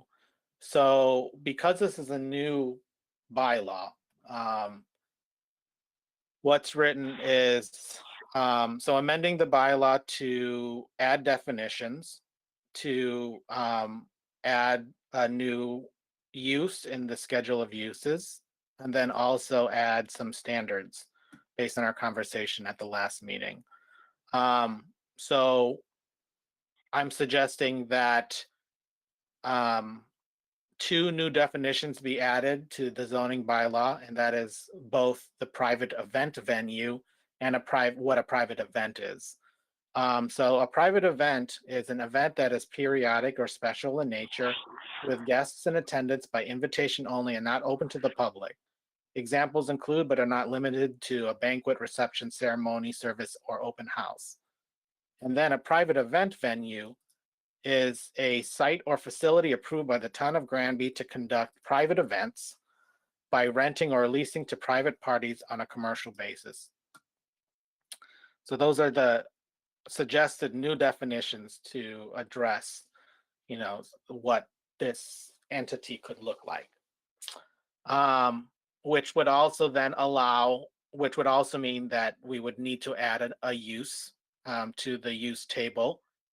And I'm suggesting 3.2.10. It's an under agricultural, as a private event venue, subject to section 514, which is going to be a new section, but it's only allowed with a special permit and site plan approval by the planning board in the residential single family zone. And, I took into account some of the conversations based on our last meeting with regards to what sort of requirements could be, that you could foresee for these special event venues. And I'm suggesting that the minimum gross parcel size shall be 10 acres. I'm suggesting also adequate area for off-street parking on stable ground shall be provided. No parking will be allowed on public or private roads. And then private event venues shall have adequate water and wastewater facilities, either permanent or temporary, approved by the health department or the Board of Health. I'm going to change that. And then there shall be no overnight accommodations for transient guests. So I removed that item regarding the buffer, but I don't know if the board had any, thoughts as to the way this has been presented. I like it.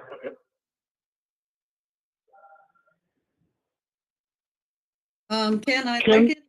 I do have a question on the off-street parking. Would we need to put in there, subject to approval by the police department? We can. What does everybody else think? Nope. Sure. We're stating no off-street parking, period. So you're saying you want the police department to weigh in on that? That's true. The stable ground, where did it, Number 2. are we going to have to, that's going to be part of the special permit site plan approval. Or- Yeah, I think it's implied based on, a parking plan would be submitted based on your special permit / site plan approval process. Because obviously these are additional requirements on top of what one would need to furnish before coming to the board for an approval. So, stable ground, I guess if, and I'm looking at that one more time and I'm not quite sure, I guess, what the model, what is suggested by that. But adequate area for off-street parking shall be provided. So that can look like grass if the board, wants or allows for that, or gravel, or any paved areas, obviously, but not private or public roads.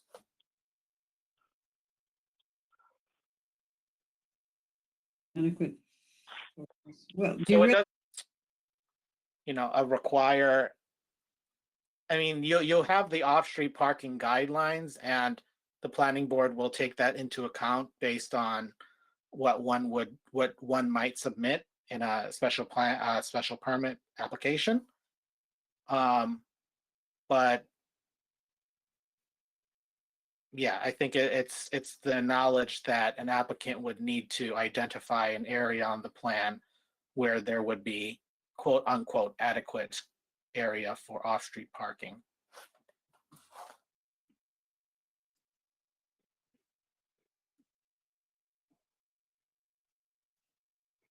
okay with that, Bob?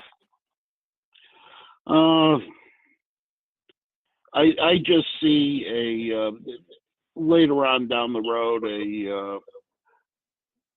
the question coming from the applicant, whoever it may be, saying, well, what's the definition of stable ground? Right now it's stable. Tomorrow, after tonight's 2 inches of rain, it's not going to be stable.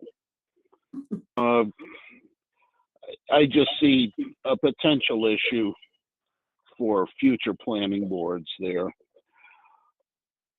I removed the language on stable ground because you're right that it would need to be defined. And I'm not sure. I guess if the planning board had ideas with regards to what they could imagine as appropriate off-street parking for these particular sites, then that can be added here.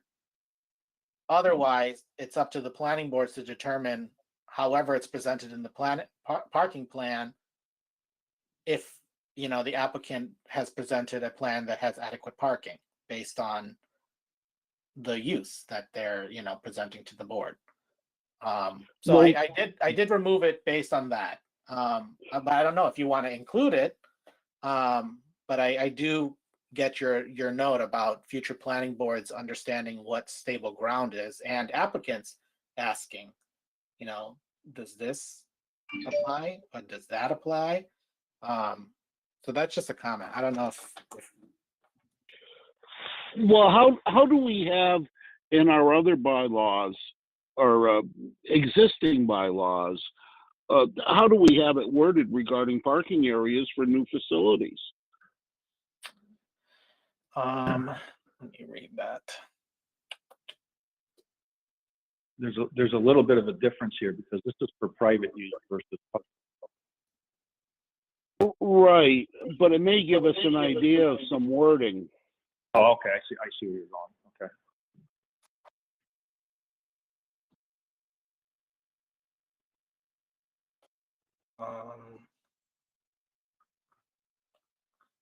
Trying to find your off-street parking section. Section page 67.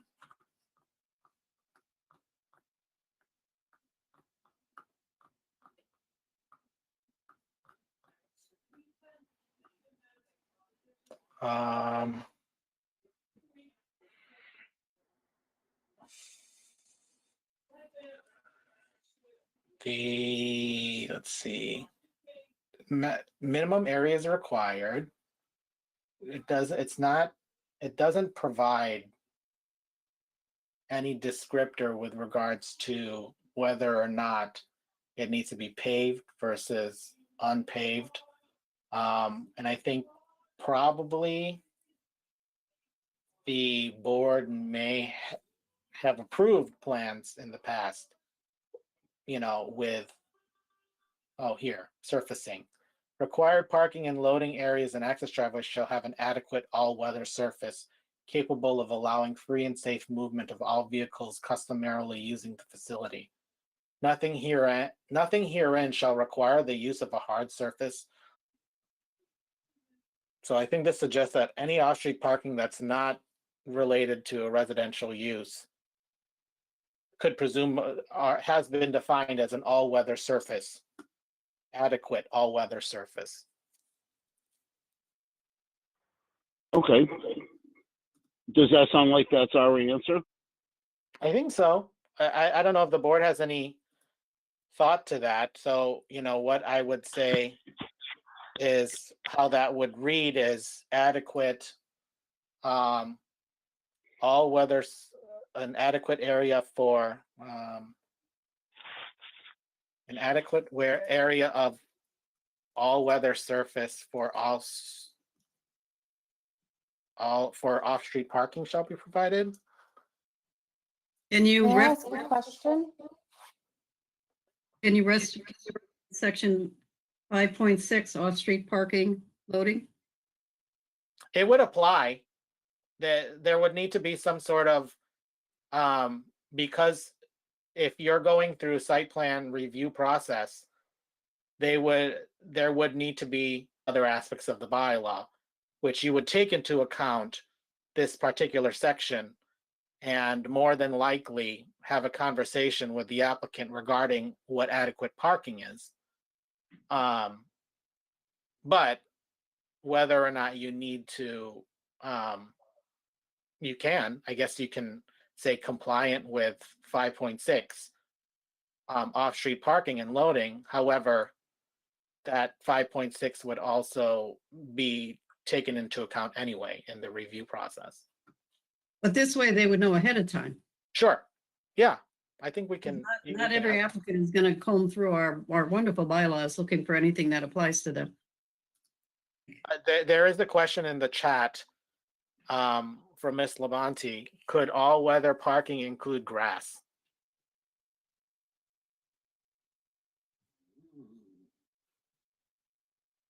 I'll see. I don't think that fits the description. Yeah, typically what they do is they remove the topsoil, put down some sort of a base that, but. Can I ask is it okay for me to talk, to speak? Yes. Okay, the reason I'm asking is I don't have a set location for the tents. I mean, I could have a set location for the tents, but in the event that those would need to move, that would require me to dig up additional areas of the property in order to create parking. And then for me to have, an overflow area, it feels like I'm disrupting a lot of my land to create parking, whereas my overall goal is to keep it as whole as possible. So I just wanted to make that comment. We're creating bylaws, not for one specific site. We're creating bylaws for the town to consider. Okay. Now, if that, would it be something that I would be able to request a pass from, just that would accommodate my my property?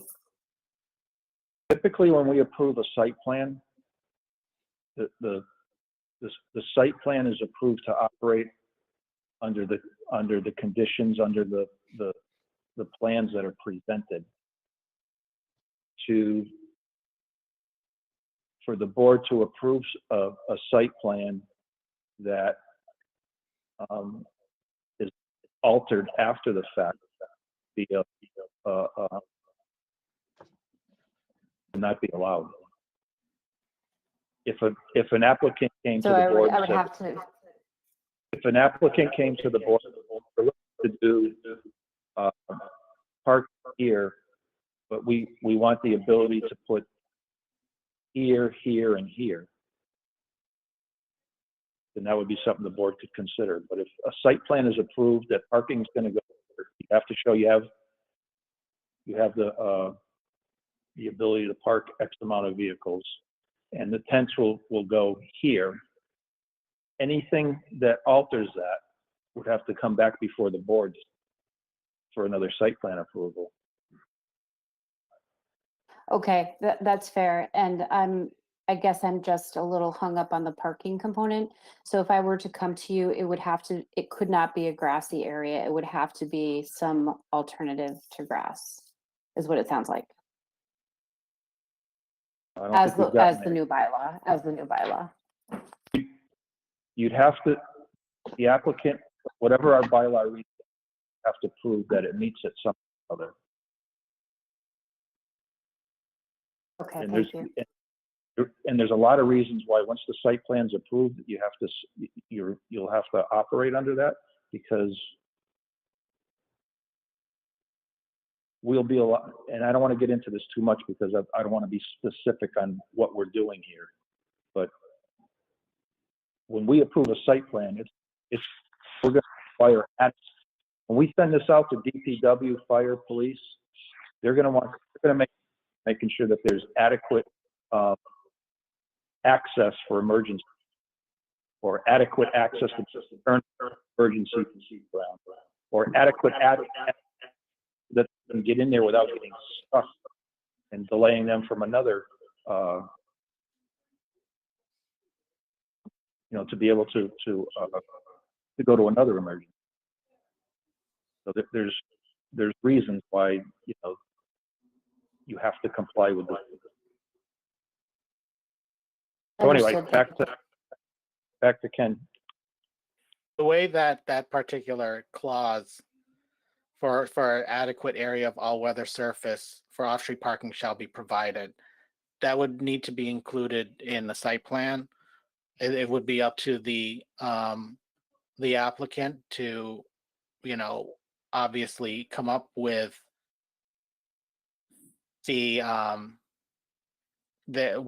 what they deem as all weather surface, with the understanding that the planning board may have acted in previous applications for outdoor parking, which may or may not have been grass.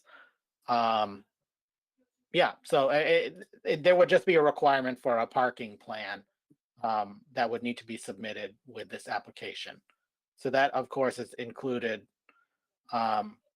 within the context of a site plan review. And I think to Lil's point, we can add, a reference to 5.6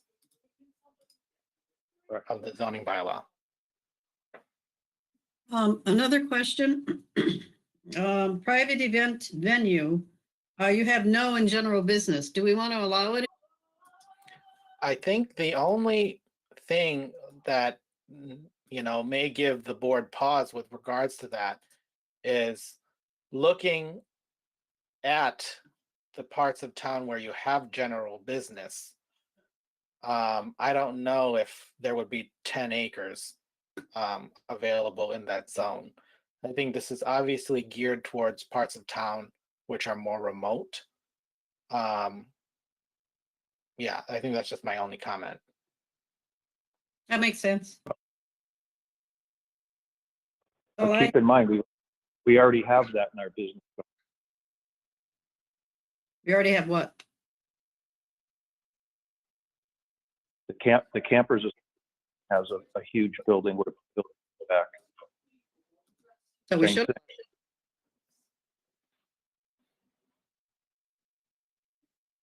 So they're probably operating as a non-compliant zoning, non-compliant use, or non-conforming use rather, if that's the case. If you have a similarly defined private event venue in the general business zone, it's whether or not that's where you would want to cite these things in the future.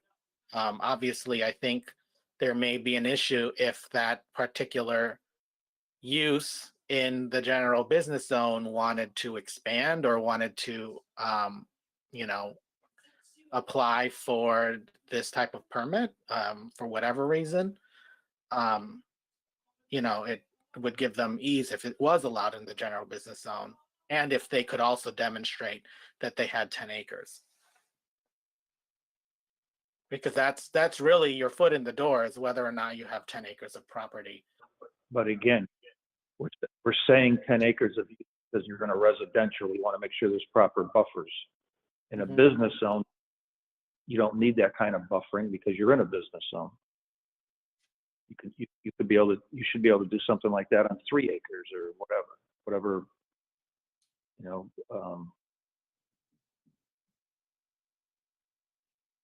so do you, It's number one, the minimum gross parcel size shall be 10 acres in a residential zone? correct. And then in the business zone, I mean, you go up and down 202 corridor, you've got I don't know what's you've got bank. That's the same thing.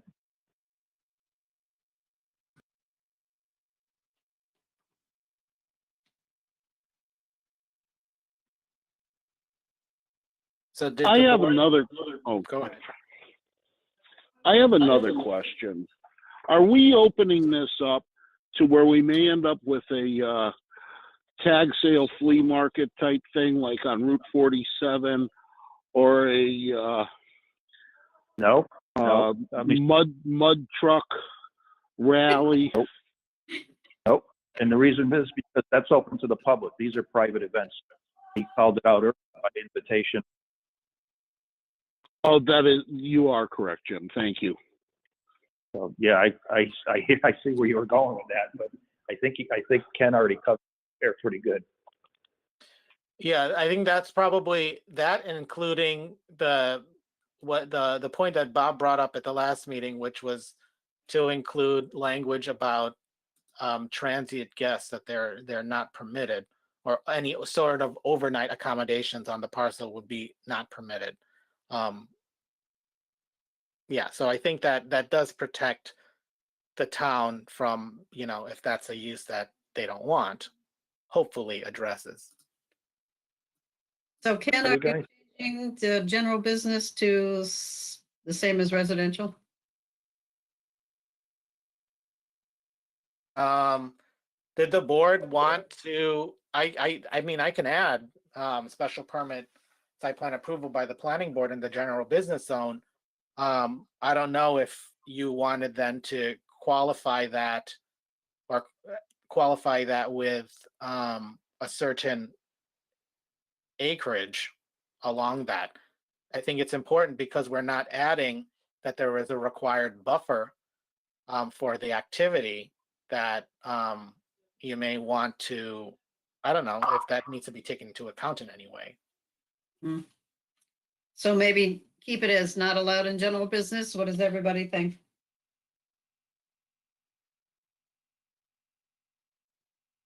I'm trying to see if there's a category that will allow it under a different.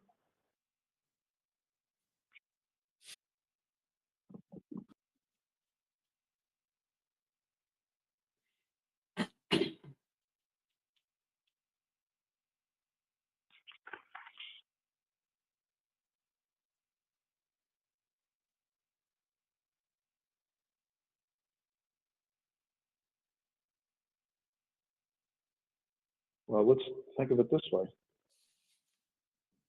A bowling alley, a theater. It's allowed in general business.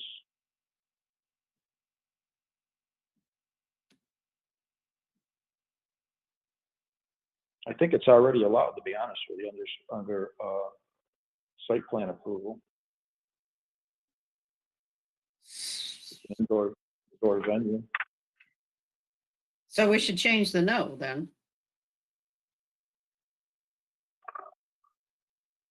I think we should leave it the way it is and not address it in the, on this round of things, to be honest with you. On our plate.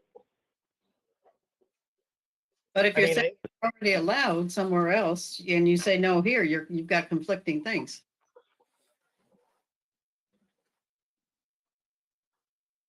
Well, we've got that all over our bylaws. You know, there's things you can do elsewhere that you can't do. But in this case, I mean, you can't put every single thing in here. You can and can't do. There's, as far as calling out specifics, but when you say a theater, except drive-in, a bowling alley,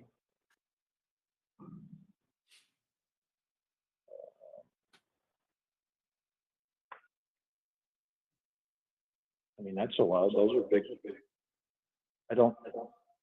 And you'd have to say, Restaurant, tavern, fast food establishment, food.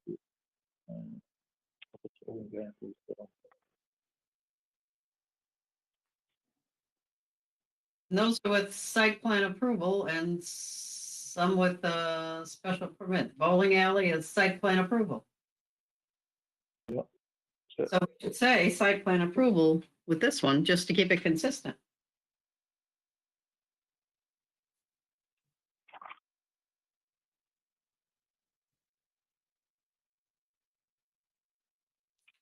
The rest of the board.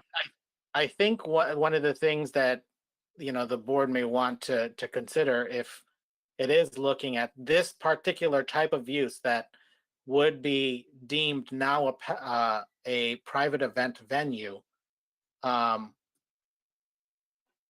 whether or not, a theater or a bowling alley or those types of uses couldn't be captured elsewhere in the bylaw for the general business zone. I think the goal of this particular bylaw was to address the larger parcels in town. These types of uses, or the various things that could be held in a private event venue elsewhere in town, I think it's okay because I think we're trying to identify that this particular use is unique to being held not in the general business zone, because I think it's supposed to capture the fact that it is more in a more remote location versus something like the theater or public, like even if you had a banquet facility. I feel like if that's what you're addressing, then creating a banquet facility as a new use in the general business zone. I think that's just my comment with regards to opening, other parts of town for this particular use, knowing that the goal is to identify places in town with the appropriate amount of minimum acreage to not affect or not create, a detrimental impact to the neighbors and, that particular part of town where this activity was to be occurring. And you are identifying this under the agricultural section and not under the retail and services. That's correct. I think that implies that it's meant to be on larger parcels. Obviously, if you want to put it in the retail and services, I think that would open up this, this discussion even further with regards to now identifying each specific use. Yeah, that's not the purpose of it. Right. Stick with what we're. Yeah, so leave it at no. Okay, so I did make those suggested changes with regards to parcel size shall be 10 acres in the residential single-family zoning district. So that basically says that's the only place in town where you can have these types of sites. And then adequate area of all-weather surface for off-street parking shall be provided.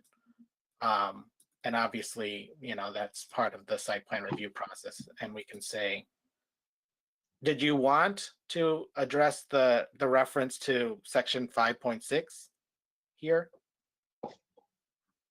Yeah, I would put that in with the parking, number 2. Okay. See, you know, bylaw 5.6 or details. Okay. And you're putting number 3 at the end, approved by the Granby Board of Health? That's correct. So I said, yeah, approved by the Granby Board of Health. That's what you see in your new version. So that's it for this particular bylaw, which I think addresses the use or exploration or introduction of this new use to be allowed to support this type of use.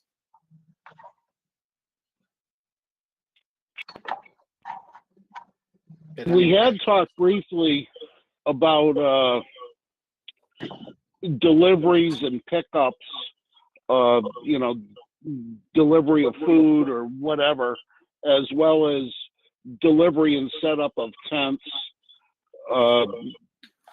within some sort of an hour range or timeline. And maybe that goes to the noise laws here in town. I don't know. I think we look at that and place conditions on it when one of these comes before us. Say, look, you know, you're going to do, you know, or maybe we don't allow evenings for whatever reason.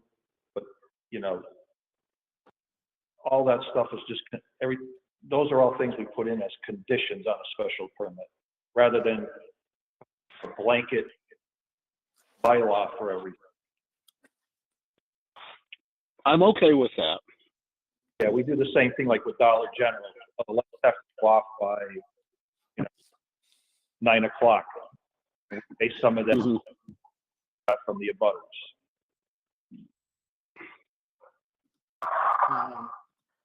All right, so I know that at the last meeting we were talking about cleanups, and I'm only identifying one cleanup here, and that's specific to Article 6, which presents the cleanup for adding a note to the use table that suggests that large-scale ground-mounted photovoltaic installations mounted on top of a canopy that is constructed over a parking lot is allowed as of right with site plan approval by the planning board in all zoning districts. So there's an asterisk that we place within the use table for this particular item to address the consistency that's within the bylaw, but also now it would appear consistent based on the way it's presented in the use table. I don't know if the board has any thoughts about that, but this is where I thought that in order to create that consistency that was pointed out last time, that we could address it with a note. But then you still have that allowed in the others there. And if the green community folks look at it and say, hey, you've got no, and they don't look at the note. It's not. Look, could you just repeat what you just said, please? You were a little broken up for me. Okay. On the chart, you still have no in residential mixed use, general business, industrial 2, and the village center. If we're saying it's right in all zoning boards, we should have yes across that. With the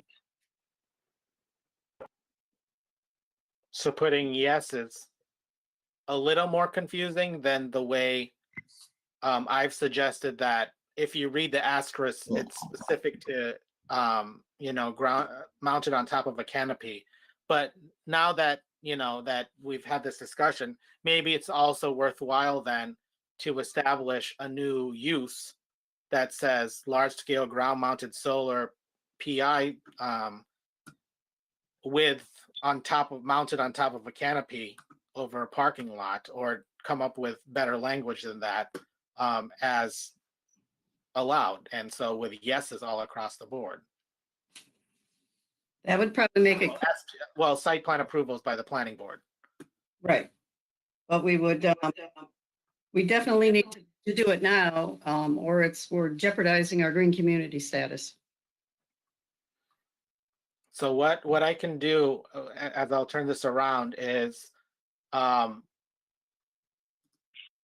create a warrant article that suggests moving or adding 3.5.21, which would be the language for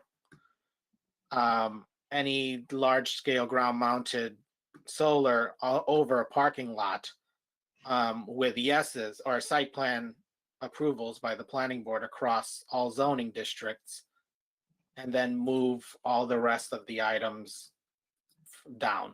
So that would mean whatever's numbered as 3.521 would now be 3.5.22. So adding that new use. Right, right. So that it comes right underneath the other one. Right. Does everybody else think?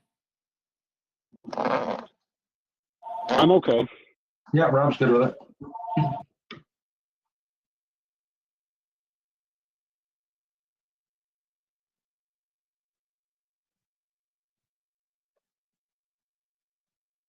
Okay. So then I guess to address the thought that we were going to look at the medical office use and how it's presented. I know that the question lied in the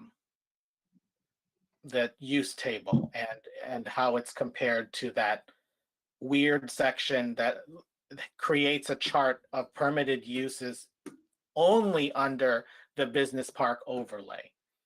I think the board identified that there was, and I at the time identified that there may have been some confusion as to what would apply there.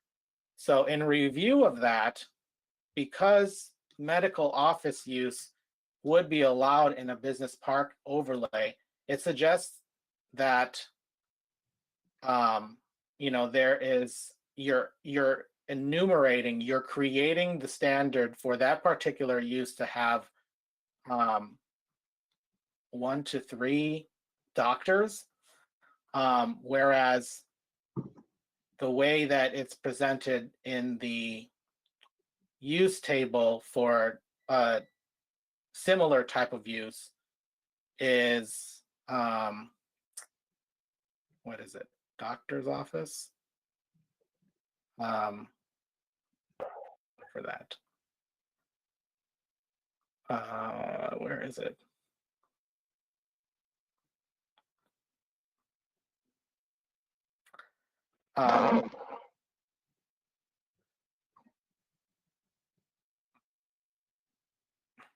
It's section, I just had it, 3.5.16. That's a laboratory. Medical or dental center or laboratory. So I guess the confusion may have been how you would have applied that particular, and I remember this permit. It was, I think it was either a psychologist's office or a therapist's office to be used as a home office, or they also lived at home. So it drew into the account of what would apply with a home occupation permit. And I do think that the home professional office, as it's described in accessory uses, doesn't necessarily imply a medical center. it suggests the office of a singular doctor. It doesn't say singular, but it says a doctor, dentist, and what I think would be probably typical of all these similar types of professions. Whereas the medical center, as defined here, would require in these various zones either a special permit in the residential single-family zone or a site plan approval in the general business and industrial zone. So Unless I perceive that differently, I think the issue was specific to the home occupation use and how that was presented under the home occupation use. So you're saying we used the wrong land use classification? And we're covered with what we have?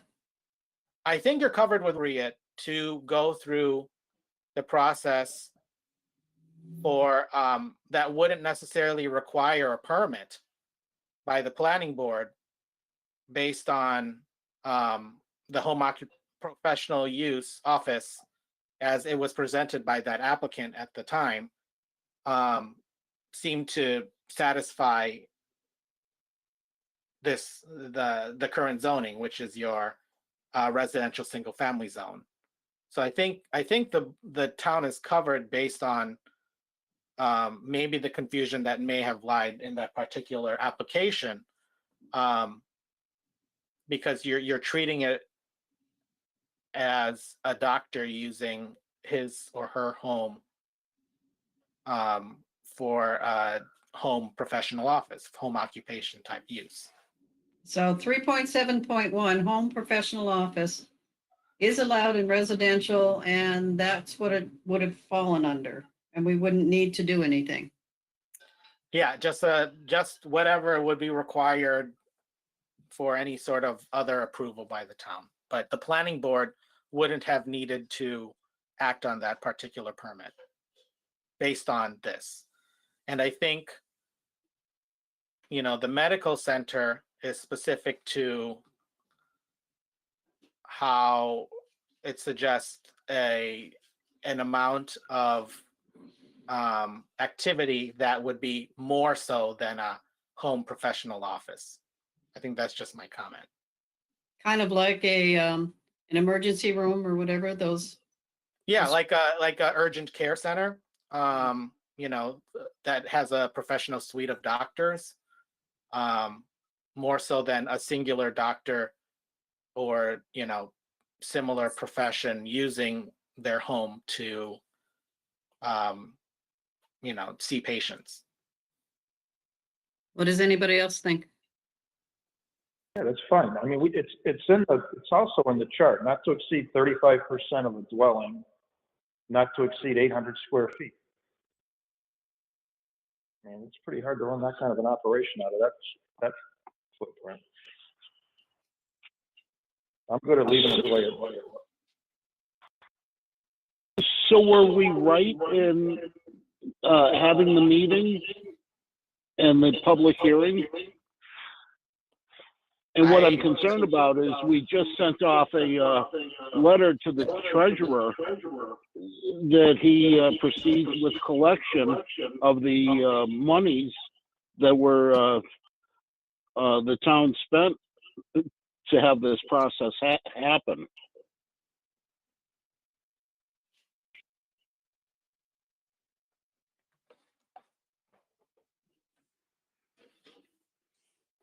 We were within our right to do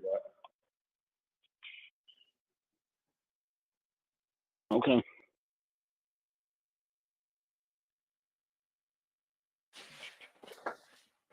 So I think those were all the identified zoning bylaws, hopefully, that were to be addressed in this round.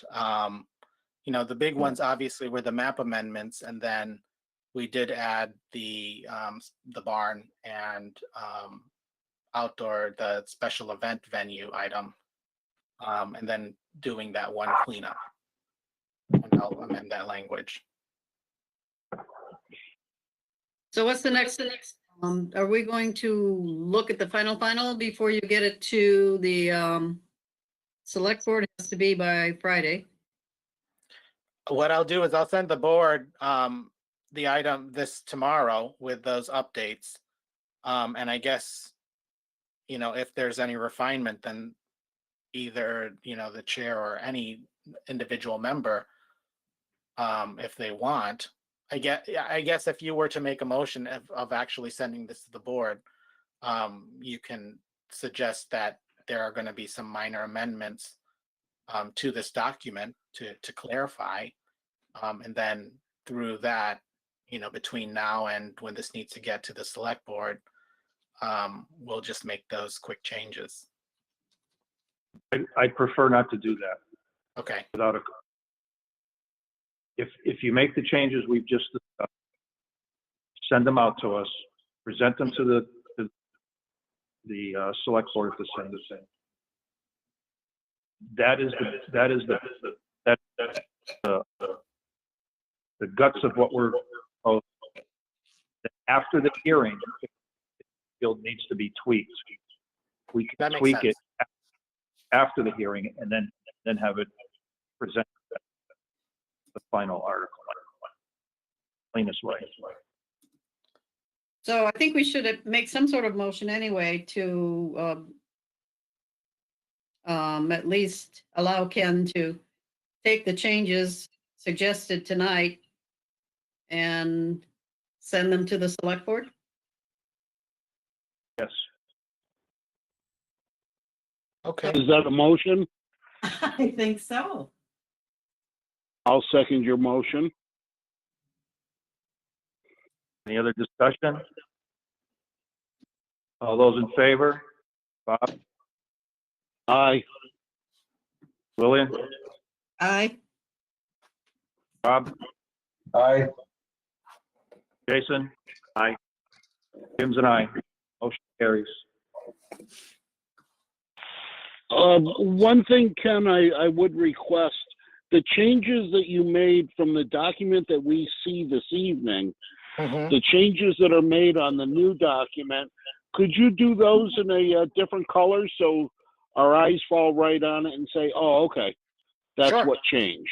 So what I'll do Okay. is I'll do those changes in line and send you both a clean version as well as the version that includes those changes. Perfect. Good idea. Hey, Lil, do you want to go through the, Sure. Open action items. We can zip through these. Okay, as well as new zoning district map. We'll call that completed. Okay, and forward Westover update invitation to the board. Completed. Research outdoor venue bylaws from states in the country. Completed.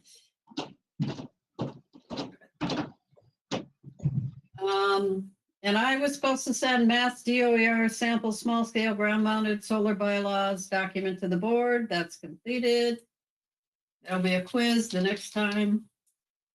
And Ken, send sample small scale ground mounted solar system bylaws to the board. That's completed. Another Ken, research what other towns are doing regarding oversized barns. Completed. Another Ken, contact Westover Development Corp to find out when their updates will be published, and that's completed. Jim, sign, this is from a while ago, Jim. Sign site plan approval for 121 West State Street, Lot 2. I'm assuming you did that. yes, Okay, and Jim, obtain detailed plans of proposed Mass DOT work on Route 202 from Kendall Street to School Street. We'll make that next meeting's date. And I was to obtain a copy of the original site plan approval for AJ's Auto, and that's completed. That's it, folks. there's a new action item. You're going to send me the conditions for the Lamoureux? Yes, have it I'll in put front it on there, but it's already, I already sent it to you. Okay. And I sent you the next SAM letter too, without Bob's signature, because I don't have a copy of that. All right, so I was the only one that didn't push. like I'm back in grade school. Called out again.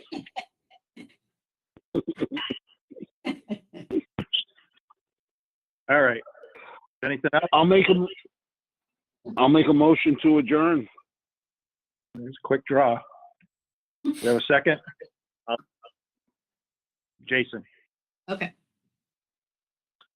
All in Bob favor? is an aye. Bill? Aye. Bob? Aye. Jason? Aye. Tim's an aye. Motion carries. Meeting adjourned. Everybody, have a good night. Thank you, board. Have a good evening.